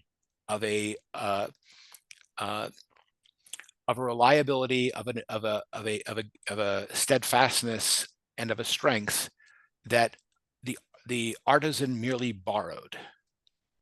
And part of why the art can be disclosive is that you can see the matter behind the artifact, right? You see the matter behind the artifact in the thingly character of the work, in the materiality of the pigment, in the materiality being represented of the shoes themselves, right? The fact that you are trying to show age and care and wornness, but you're showing that not by tattered or falling apart, but as battered but endures, right? There's poetry in all the ways in which this is being done on the level of the art and on the level of the working and on the level of the interpretation. But Heidegger is not wrong to interpret this here as disclosive of the nature of reliability as essential to equipment, right? It's a good philosophical read, if you get me. But it's to see that, to make that set of connections, requires an insight not just about peasant life and not just about shoes, and certainly not just a technological understanding of those things. It requires a philosophical attitude towards the way in which the materiality of the objects of equipment relies in turn on the earthiness of the earth, if you get me. Sorry, James. Right. So you were saying earlier that we're seeing this through Heidegger's eyes. Great. So to me, that means that if he's disclosing truth to us and he's seeing being purely and truthfully, and I think you're correct in saying that, then he's serving the same function as Van Gogh. What he's doing is allowing us to see what we all could see as pure being and pure truth through the eyes of philosophers. And to be fair, I don't disagree with you, but to be fair to him, he is not making that claim. I am. He is claiming that he sees it in Van Gogh's painting, and that it is the work that is disclosive here, and he is disdaining the disclosiveness of his own poetic contribution to the matter. Okay, so then you're better than Heidegger then. Well, he is being because you gave me more clarity with that. He's being humble about what he is doing, but he's still doing it. It's the point that I'm making. Dan. As it happened a few months ago, 2-3 months, I finished Van Gogh's letter, Dear Theo, and I read them because I read somewhere in Heidegger that he was reading them, and you see that there that Van Gogh, he was mixing with the peasants and he was quite aware of these things, and Heidegger lived among peasants and he was aware of these things. So Heidegger, he knows exactly like what he's doing, and I agree with you that he turned this into a very prominent philosophical point for his sample with reliability. And as you said, it connects to earth and to being, and it stands up. Yes, but Van Gogh and the peasants wouldn't have seen this. The peasants certainly wouldn't have seen this, and Van Gogh wouldn't have seen this either. But Van Gogh managed to capture some of it, but he's not the philosopher, right? Okay, Josh, sorry to and then on you. And Heidegger knows this. I mean, he's very picky about his allies, right? I mean, they're very few. Yes. There's Nietzsche to some extent, but then Holderlin he holds up as an Yes. example. But I don't think that Heidegger would say that that Van Gogh understands being and what Heidegger is getting at. So wouldn't it be sort of inadvertent but unconscious, or something on Van Gogh's part, that the artwork can do this in spite of the fact that Van Gogh would not be able to sit there and explain, what it's doing in the way that Heidegger would. Yeah, and I'm not even particularly claiming that it's unconscious. I mean, I think Heidegger describing this as there is something disclosive in the work is fair. I think the point that I'm underlying is that, and the points you'll get in the second half of the essay, which you haven't read yet, well, at least some of us haven't, that there is something that is amounts to the work done by the preserving public that can understand the world the artist is attempting to convey, right? But beyond that, it's not just preserving and of something conveyed. It's a deepening of what is seen and felt. The poetic and philosophical reader and the philosophical reader, even more than the poetic reader, is adding something that here Heidegger is ascribing to the work. I don't necessarily think that means to the artist, because he thinks that there is something that the work conveys which goes beyond the artist. He's clear enough about that. So we don't have to worry about too much about Van Gogh's consciousness or lack thereof of it. Why am I belaboring this point about how much he is adding here? I want you to see in this entire essay how little the content of the art that is cited in it is contributing to the sweep of where we're going, and how much of it is coming from Heidegger himself. At the beginning, he disclaimed all of these, two abstract reasonings, but he's doing a very abstract reasoning, right? And he's able to get quite a ways with it. And I think we have to notice this. We have to notice what he is doing, not just what he is saying, right? And here, much of the meaning that is found in the work of art is meaning which Heidegger finds in the work of art. Okay.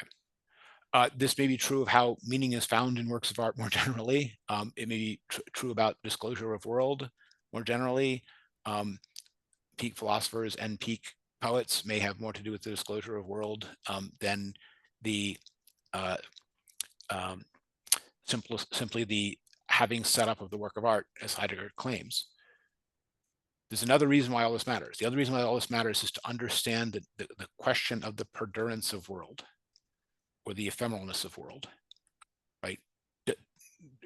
We're dancing around this issue, which we're coming up to, which is instituting of world, world enduring, world fading, world decay, world passing, an artwork bereft of world, the Greek temple bereft of gods, right? All of those issues have to do with what allows something like the meaning structures that Heidegger is eliciting to arise, manifest, maintain themselves.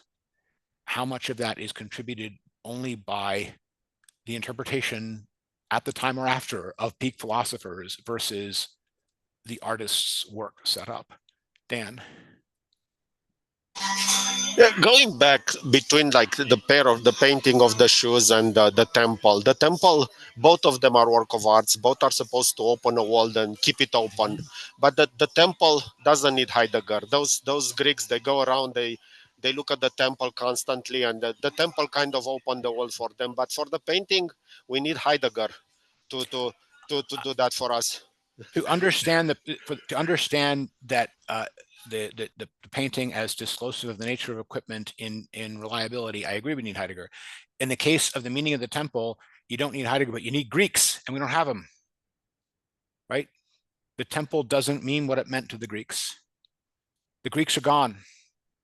Those Greeks, at least. Well, we have cathedrals. I think at some point he mentioned the cathedral as, or even that is kind of past gone. Yeah. Gone. That's where I'm going with this, right? Is to what degree is the and Heidegger's term for this is the public which preserves, the preserving public. To what extent is the preserving public part of the continued manifestation of world? And for some of these meanings, is it even simply a preservative public in any wide sense, or is it only peaks of the preservative public, if you get me? Jim? Okay. Are you the idea you're putting forth here, are you saying you're disclosing that you're affirming that Heidegger or not? That was the first question. The second one is, I'm affirming his interpretation of Van Gogh's shoes and of the nature of equipment as disclosed in the meaning of being that he found there as a wonderful reading. The next question, though, is do worlds that extend beyond the lives of individual peak philosophers who read that way endure, and how? yeah, that's a great question, because then you're getting back at the being toward death, I think, in a way, even with Heidegger's ideas. And then you're reinterpreting them. So you might be reanimating them. I would wonder that if we really reduce it, even those temples may not need the same thing. We needed the Greeks, but not necessarily. We have, maybe Dan could look at that, or I could look at that, and it still evokes a response from us. Yes. And that way things still live on. Yes, but it's not the same response. It evokes a response, but not the same response. And this is what I'm trying to get at, right? So why does this matter? This matters because Heidegger is making strong claims here about, if I can put it this way, the between character, the in truth character of world, and the alternative earlier philosophy that he is attacking and differing from wildly, the Hegelian, right, views those same things as being fundamentally subjective. And those two perspectives have a very different prognosis of what happens when subjects die. Joshua, or Josh, sorry. Yeah, well, first I'd say if one is going to argue that we need Heidegger to be able to understand this interpretation of this understanding of Van Gogh's painting, then we just as well need Heidegger for in addition to the original Greeks, to understand the temple, because he's describing how the temple, emerges or appears in a very particular way, in a way which is just as powerful and just as unique as the way he's describing Van Gogh's shoes. And in both cases, that way of thinking may be implicit, but it's not going to be explicit, which is why he needs to write the essay in the first place. That our seeing anything, because we're still stuck in the first beginning, is not going to be able to allow us to see it in the way that he's describing it. Yes, entire agreement. Now, next thing to notice is, to the extent that we need him to see those things, we have him to see those things in the essays he has left behind now that he's dead. So his poetic contribution in his essays has a perdurance which is at least slightly longer than the potatoes in the cellar, one hopes, right? That Beethoven was analogized to, right? But there's something else needed for the potatoes in the cellar to be Beethoven besides the written Beethoven perduring on ink, in ink on pages. Somebody has to read the damn music and be able to play it. Actually, someone has to play it live and then have the audience react to it, right? Or record it. You get my point, right? There is a step of the there's a step in the preserving, which is about the reenacting in thoughtful memory, something like that, to speak later Heidegger, right? And we'll see whether or not in the second half of the essay the stuff about preserving gets at that. But I want to point out that Heidegger himself is an instance of this, And not everything he's describing as how the artwork disclosed is simply the artwork as opposed to the philosophical interpreter of the artwork. Dan. There is this the book, one of the books, well, less known, Heidegger's book, Sojourns. Like he travels to Greece, and I think he eventually he didn't want to go there, and eventually he was convinced. He delayed, and he was afraid that whatever he thought is doesn't make any sense when he goes there. And he goes there, and he sees the temples, and he's so disappointed that he refuses to go down from the boat. And then he sees, I think, the island Delos, and he goes there, and he said, "This is it. I see Aletheia here," and he sees the everything, the Greek spirit, and after that everything falls in place. But the point is, he saw it there, even if in the ruins and whatever. He saw, and actually he says that he saw Aletheia, Greek Aletheia. He saw it there in the island of Delos, and he liked it so much that he continued to go back. Like I think he went back 2 or 3 times to Greece, but he saw it. That's the point. Things that we think we are dead, he saw them there. Yes, but if you go to Delos, will you see it? I went to see the Athens and Crete, and I didn't see it. Okay, okay, Josh. Yeah, I wonder if we can't treat this talking about just sort of futural thinking or futural cultures in the relation to the present in the same way that Heidegger does with past cultures. And when he discussed whether the dinosaurs exist. He says, well, what does that mean? And it's not whether they existed or not. What it means for us to understand the notion of dinosaur and the notion of existence, and that takes us through our kind of present understanding, and that an understanding of a science or a scientific community is shifting, and so our comportment toward that past shifts along with it. And I would think that we could treat the understanding of future in the same sort of a way. So I don't disagree with you that we can understand some of this in the way that he tries to understand the past and even the first beginning. But okay, page 166. World withdrawal and world decay can never be undone. The works are no longer the works they were. It is they themselves, to be sure, that we encounter there, but they themselves are gone by. As bygone works, they stand over against us in the realm of tradition and conservation. Henceforth, they remain merely such objects. Right? So we can hope for the occasional vision at Delos and the occasional, a person who can reread the essays and play Beethoven still, and that has a possibility of a living tradition for a while. But world withdrawal and world decay can never be undone. World in this meaning sense is not eternal. It is historical, right? And we have to understand that. We have to accept that, right? It's part of truth that world in the sense that is being discussed here, where truth is disclosed, is historical and not eternal. Yeah, doesn't that go to the finitude of meaning? Yes, and will also be helpful to us in understanding world and earth, which we're about to get to. Sorry, Josh, further, or are we good to keep going? Yeah, no, we're good. Okay. I wanted to point out something about the temple. Obviously, the Van Gogh, there's this short thing about the Roman fountain, which honestly is not the best poem in the world. There's the wonderful example of the shoes where almost everything is added by Heidegger's interpretation. And then there's the example of the temple. And again, the interpretation adds quite a bit. The temple does quite a bit on its own, I'm sure. But there's a particular fact he brings out about the temple that I wanted to highlight. And this is that it's again harkening back to the steadfastness business, right? This reliability business. Okay. The claim basically is that it is the temple's ability to hold up under the tempest that reveals the tempest. That's the claim. Okay. And we have to ask ourselves in all the different senses in which there is a tempest, and in all the different senses in which the temple does not withstand them, right?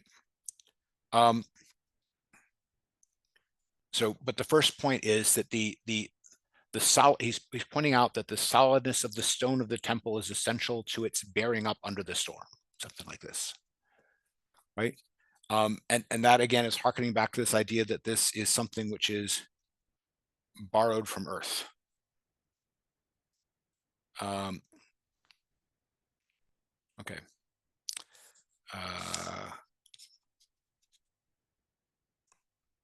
See if I can find this place. This is relating to set up or erect. Right.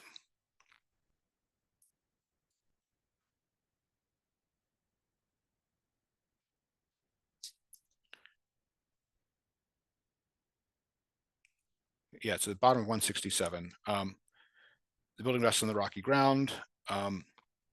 This resting of the work draws up out of the rock the obscurity of that rock's bulky yet spontaneous support. I put it to you, an analogy is being made here with earth later in the essay.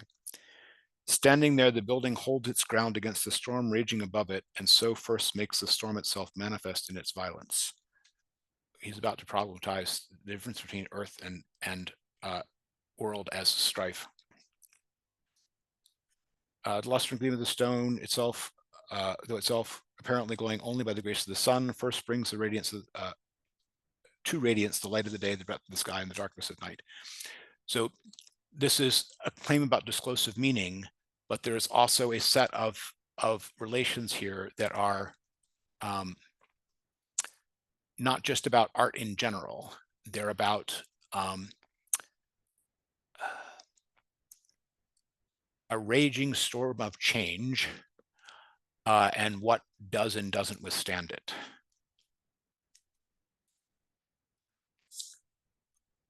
The rock stands, the temple stands, the world has gone by.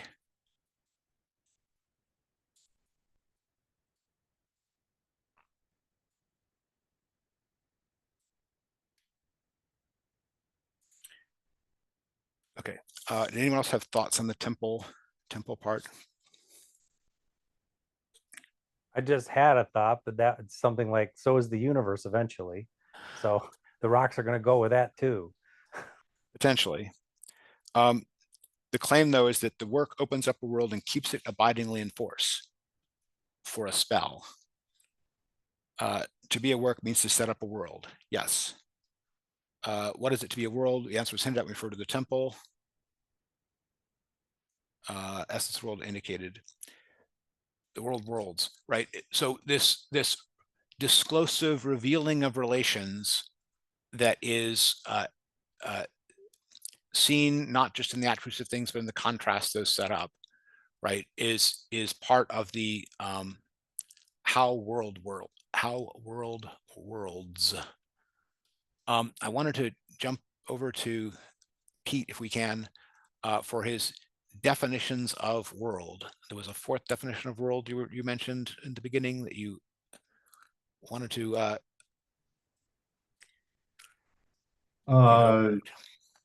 yeah, let me find it. Hang on a second. If I go to right, so it's page 93 of Being in Time, the okay. McQuire Robinson. And the first one is world ontically is the totality of all entities. That's a little too simple. Keep going. Yeah. So the second one is the being of those entities with a capital B. Yes. The third is world as he gives he's using a negative the world within which Dasein as such is set to live, Yes. So the essential Uh, structure. Yes. and the fourth, it calls it the ontological existential concept of worldhood. Uh, so it's the special world in which a Dasein is, let's say, finds himself in. So far, that's just the structure in 3, but keep going. So that was the fourth one. Uh, I'm saying that just that in which Dasein always already finds itself as a definition of world is only the 3rd definition of world. Yes. Sorry, Josh, you were trying to say something here. I don't know if it's going to help what we're doing, or if it's going to distract.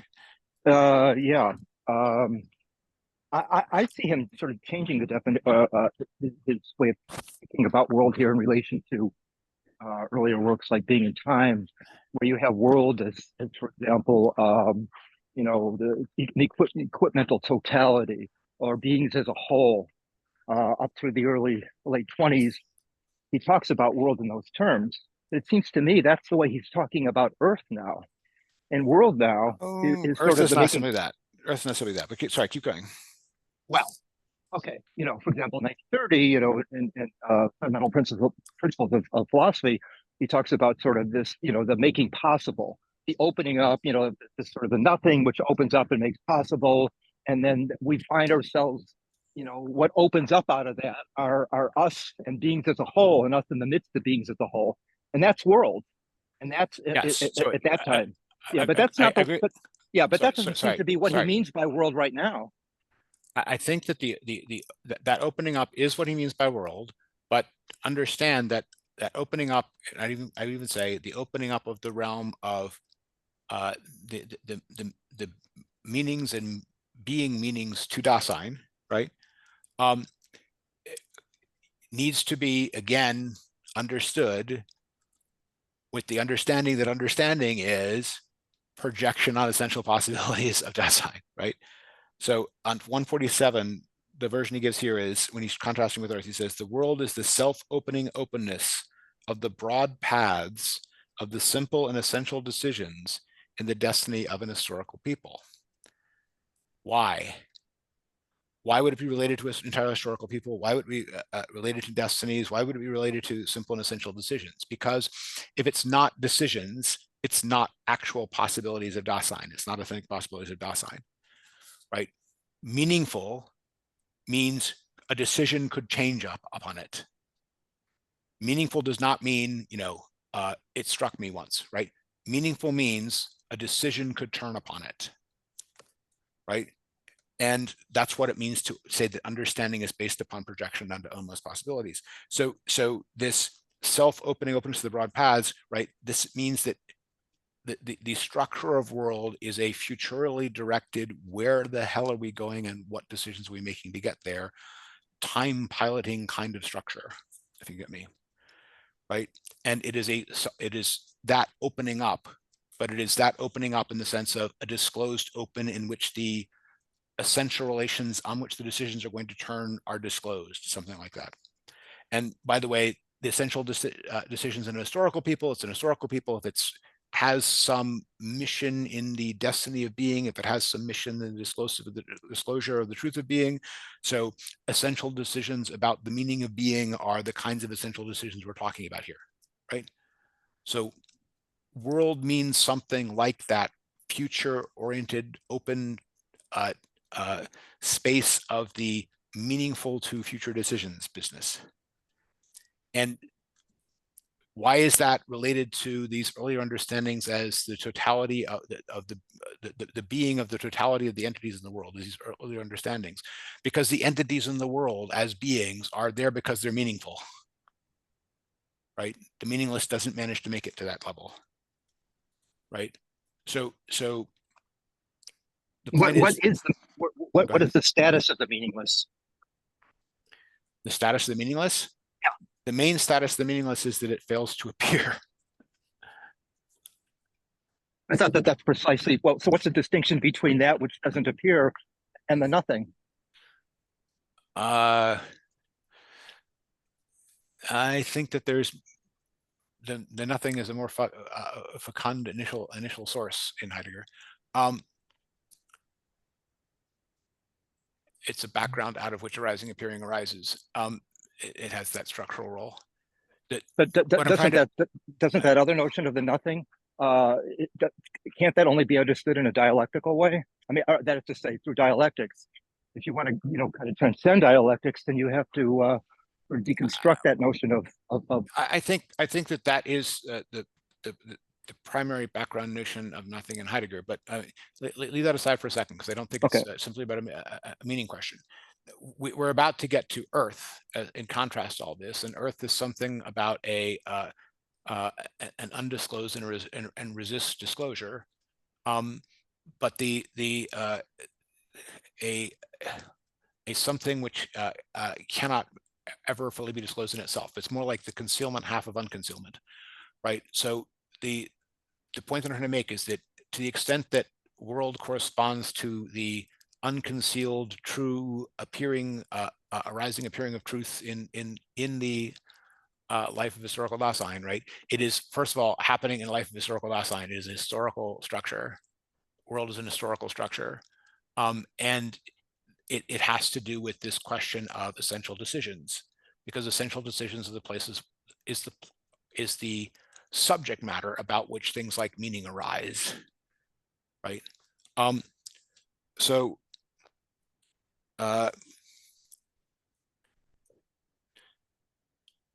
what am I getting at with the point here? The reason I'm bringing all this stuff up is the question of the endurance, perdurance, meaning the temporality of world, fundamentally, is the thing I want to track through this essay. When we're trying to understand Earth and world, we need to understand both of them as they are affected by time, as they are affected by perdurance, right? World is an historical structure. Worlds fade. The arts, the great works of art actually last longer than the worlds of which in which they disclose their meaning, although they may be recoverable in those in the sense that those meaning contexts may be extended by thoughtful memory recovering elements of the past, something like that. But this cross deep time communication of meanings through works that outlast their worlds is secondary to the more basic temporally finite character of worlds. And the temporally finite character of worlds is a subsidiary of the fact that being about essential decisions, and essential decisions being about finite possibilities of worldly Dasein, right? To be historical, to be in a world, to have the possibilities be things which are not anchored in eternity, if you pardon the expression. Those are part and parcel of one another, right? This is core to Heidegger, is that none of these meanings are being anchored in anything like eternity. I'm just contrasting with earlier philosophies. Josh? Yeah, so here's an opportunity for me to elaborate a little bit on the temporal connection. So I would be tempted to say that a connection could be made between, on the one hand, the strife between world and earth, and dimensions of temporality, or ecstasies of temporality, as Heidegger talked about it in his earlier work, where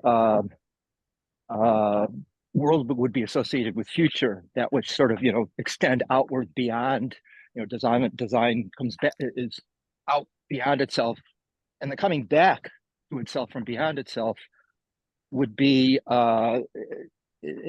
that's present, and present would be how I understand Earth. Design transcends beyond itself into the nothing, comes back to itself from the nothing. That's the futural gesture of design, and in the same moment comes back to itself and opens up a world but that won't. I think yeah. even the world of the present, as presently meaningful, is world in that character and not Earth. And we'll get to Earth in just a second. But Okay.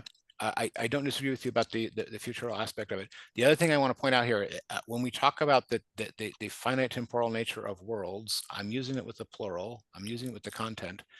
The actual structure that Heidegger is describing here of the strife between world and Earth may be meant to be decidedly more lasting than that. How lasting it is, we can debate. But the world that has gone by because the Greek temple is no longer inhabited, or because the people walking through the cathedral town in Germany no longer had the beliefs of the people that built it, worldliness or the strife between earth and world did not go by, right? In at least in the sweep of the history of the West, the structure of strife between earth and world is there the entire while, if you get me. It is not one of these passing things of the same nature. Now, it might eventually pass, who knows? But I'm contrasting the worlds that are areas of meaning in the essential decisions of the life of a historical people from the structure of earth and world itself as a contrast. Okay. I want to talk about Earth now for a second. And the first, I want to give Pete a chance, because Pete says he understands Earth perfectly. I'm not sure I understand Earth perfectly, but do you understand Earth perfectly, Pete? You want to tell us what it is? Not perfectly, but better than I'm other just things. tweaking you. It's okay. Earth is what things stand on, Yes. but it is hidden, Yes. and that's what it conceals. Yes. So Yes. the world, any world stands on the earth, but the earth is at the same time the concealment. Uh, Yes. It is concealed in itself. Now there is the notion of the unconcealment or revelation of Earth jutting into world, as he puts it. But the only thing that is doing that jutting is the fact of the undisclosed and undisclosable nature of Earth, right? So yes, Earth is Earth stands forth in the unconcealed as a structure, but that structure has the character of always being wrapped in concealment, right? Never being penetrable. He even comments that all attempts to penetrate to the essence of Earth destroy it and dissolve it and do not penetrate it, right? Sorry, further, Pete? You have further thoughts on well, this? I think the key thing, the fourth understanding of world, uh, is that there is a structure of the world as the open. So there's the things in the world, the meaningfulness of the things, specific world that Dasein finds himself in, uh, and finally the openness, the clearing that makes the world possible. Yes. And Earth is part of that structure. Yes, and it even juts into that open, but it juts into that open as that which cannot be penetrated. Yes. Right. I agree. This is an excellent encapsulation of what he means by Earth here. And I've got more to say about it, but there's people's hands up. So Josh, go. Yeah, I would, I do think of, a certain, well, when he uses the word sort of permanence or constancy, I think of it in terms of the repetition of the structure of the strife, that it repeats itself, meaning that, but that the radical interpretation, or sort of the Derridian interpretation of it, is that every moment of time, that's what temporality is, that every moment the strife repeats itself, meaning that we find ourselves in a new world in a very subtle way every moment. That would be, but then that would conflict with another notion of it. Yeah.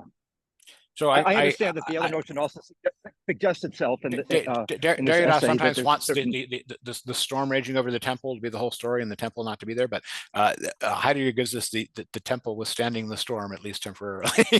And granted, the temple may crumble in the storm in the long enough term, but that's just it is at the very least a difference in emphasis, but maybe perhaps more. But on the Earth business, I want to line up a couple of things for you guys, right? The Earth as that which is secluded in itself is also a refusal. You have to line up the refusal of contributions with Earth. We have to line up the concealed heart of unconcealment from the Parmenides we just read with Earth. We have to line it up with the mystery in the essay on the essence of truth that we read last December, right? So mystery, the concealed heart of unconcealment, withdrawal, the refusal, even refusal of being. All of those are part of structure of Earth. And here, there at this date, there is less discussion of the possibility of transcending that in any way. It is presented as essentially permanent structure. I would also point out a beginning on 170 related to this issue of refusal. Here he is talking about world, but there's a way in which this is going to relate to what I'm just saying about Earth. It says, in a world's worlding is gathered the spaciousness out of which the protective grace of the gods is granted or withheld. Even this doom of the gods remaining absent is a way in which the world worlds. So God remaining absent is a way in which the world worlds, but it is also an instance of the refusal. This structure of the concealed and the refusal everywhere is thematic in Heidegger of this era and all later eras, I would claim. Okay. I now want to point out a couple of just crazy things. Can you see objects which are transparent? You cannot.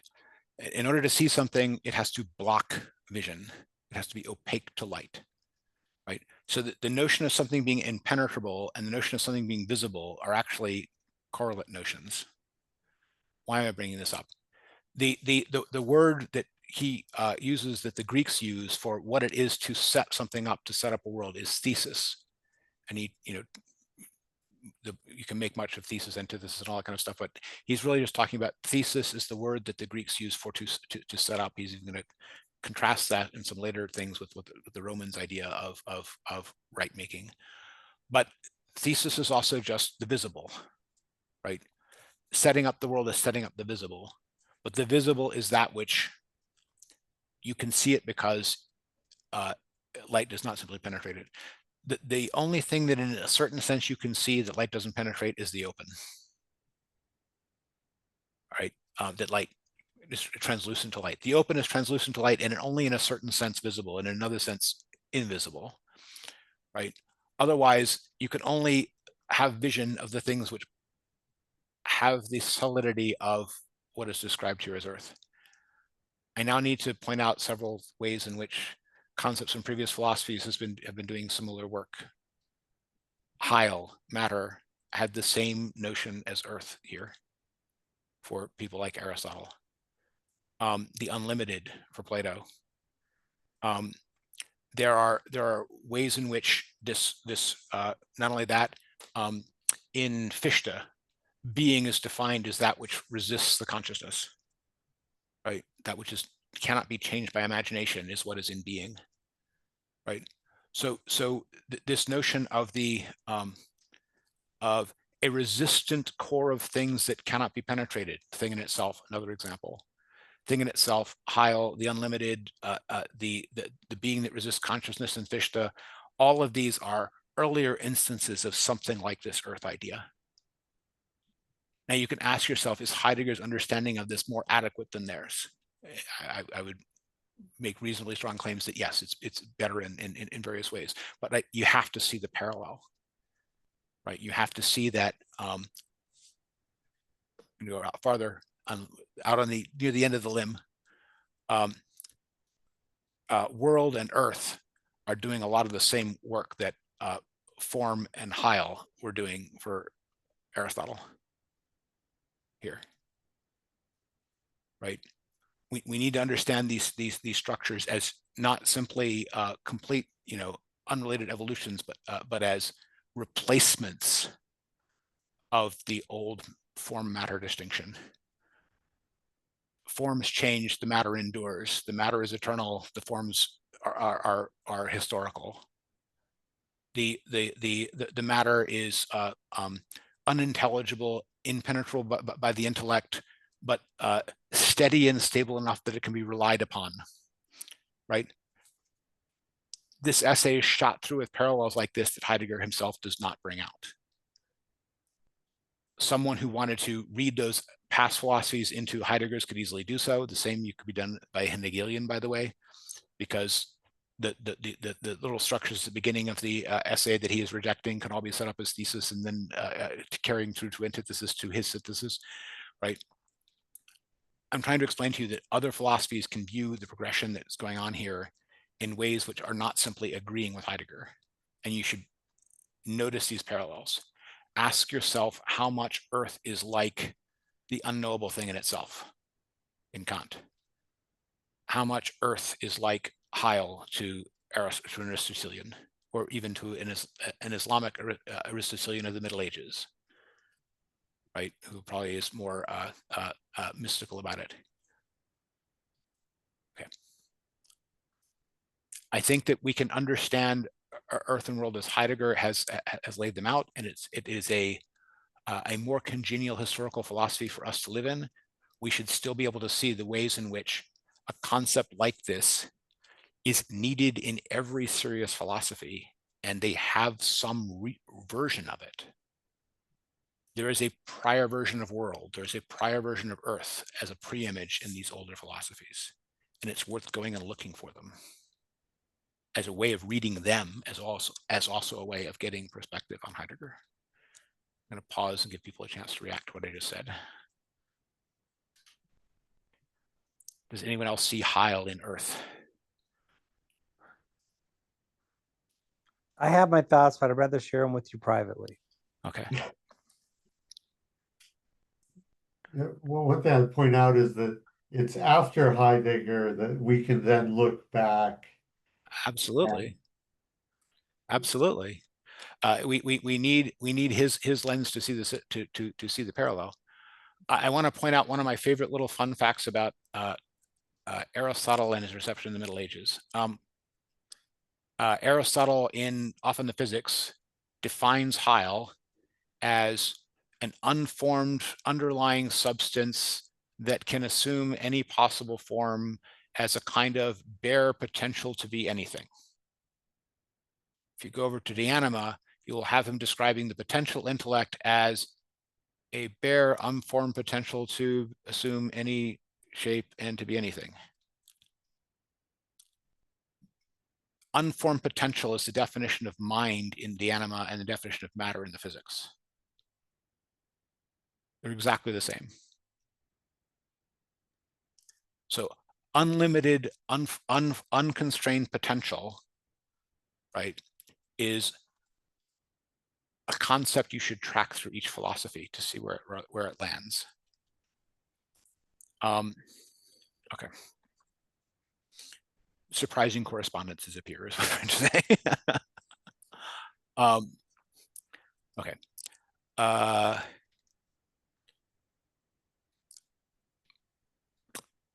I want to just quickly set up things for next time.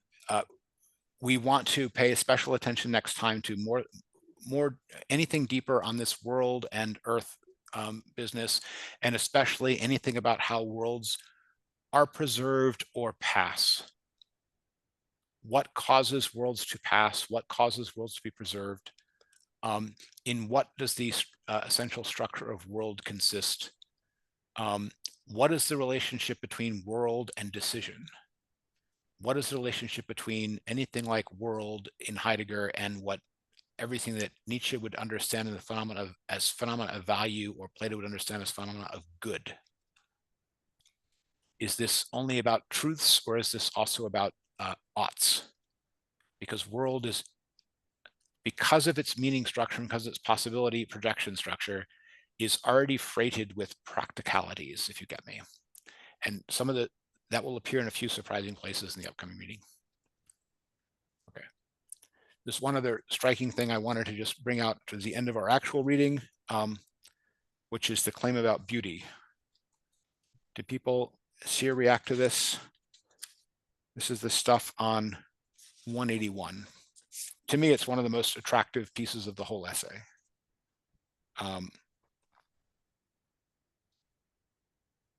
Does anyone know what I'm talking about?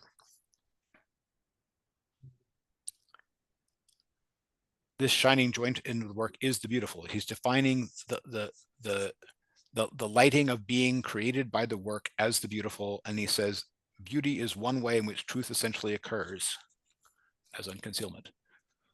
So why is this attractive to me? It's very Platonic. Yeah. Right. He is violently disagreeing with Nietzsche. Right. Nietzsche wants to say that art is worth more than truth, and it is for the sake of art that we we can stand the truth, something like that, as though the truth on its own were hideous and we required a falsifying beauty to beautify it for us. Right?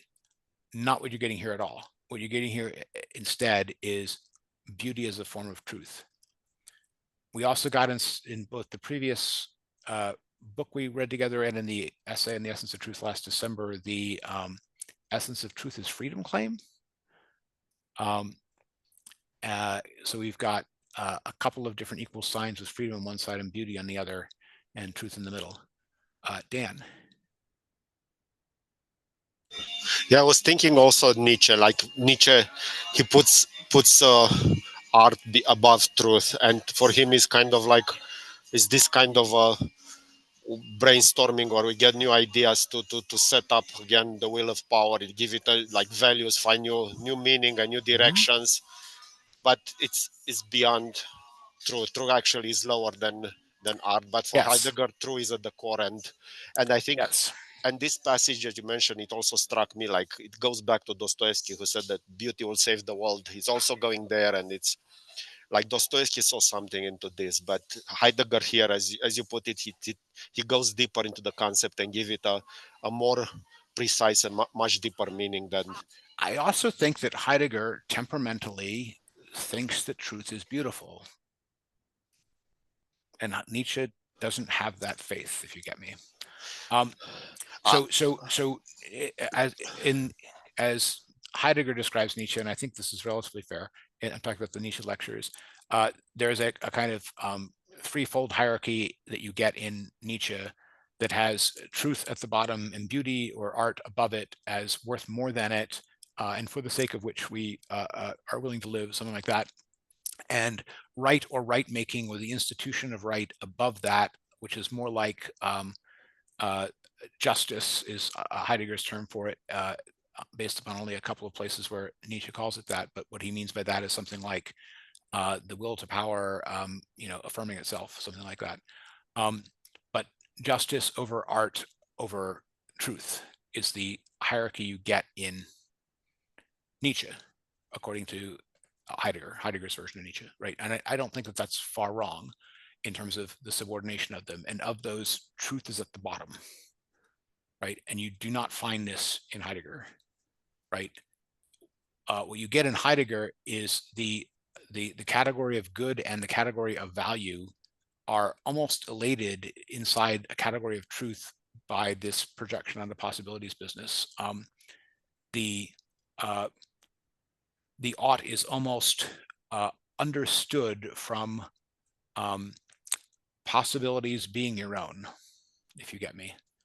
And we can talk about the various difficulties with that, but there's a way in which truths about possibilities do all the work that earlier philosophers ascribed to things like values and good, right?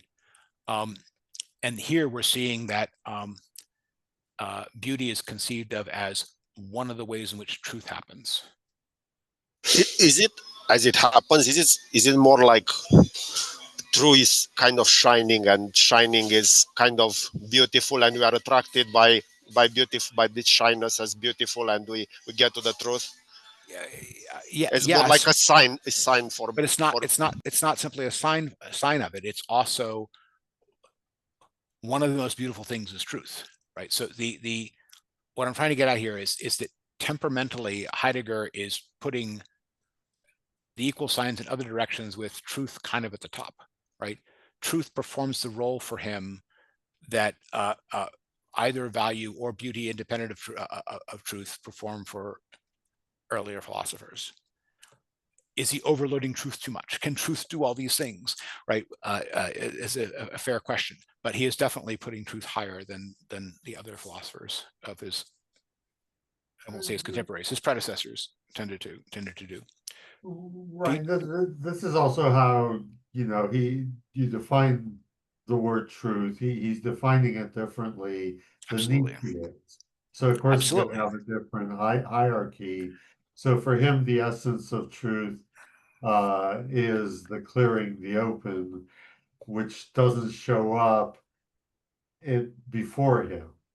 Uh, uh, because they're all still stuck in metaphysical understanding. The closest example is something like the metataxy of the light of the good in Aristotle, sorry, in Plato's Republic, but fine, it doesn't happen for him as explicitly the open, if you like. But I get that. The point that I'm making is that there is an attachment to truth in Heidegger that is both temperamental and sentimental, to the point of being poetic, that is attractive, right? It is, and compared to the some of his predecessors who treat truth much more flippantly or even abusively, right? It stands out to me, right? And it also is ways in which it must be said there is residual Platonism in Heidegger. I call it that because he's doing things like equating truth and beauty, right? And he is going to have, when we get to what world does, he's going to say things like, to be in a world that you understand is to have already decided what you're going to do with it, right? Which amounts to subsuming good inside of the same structure. Right. Again, where he says beauty is the way in which truth essentially occurs as unconcealment.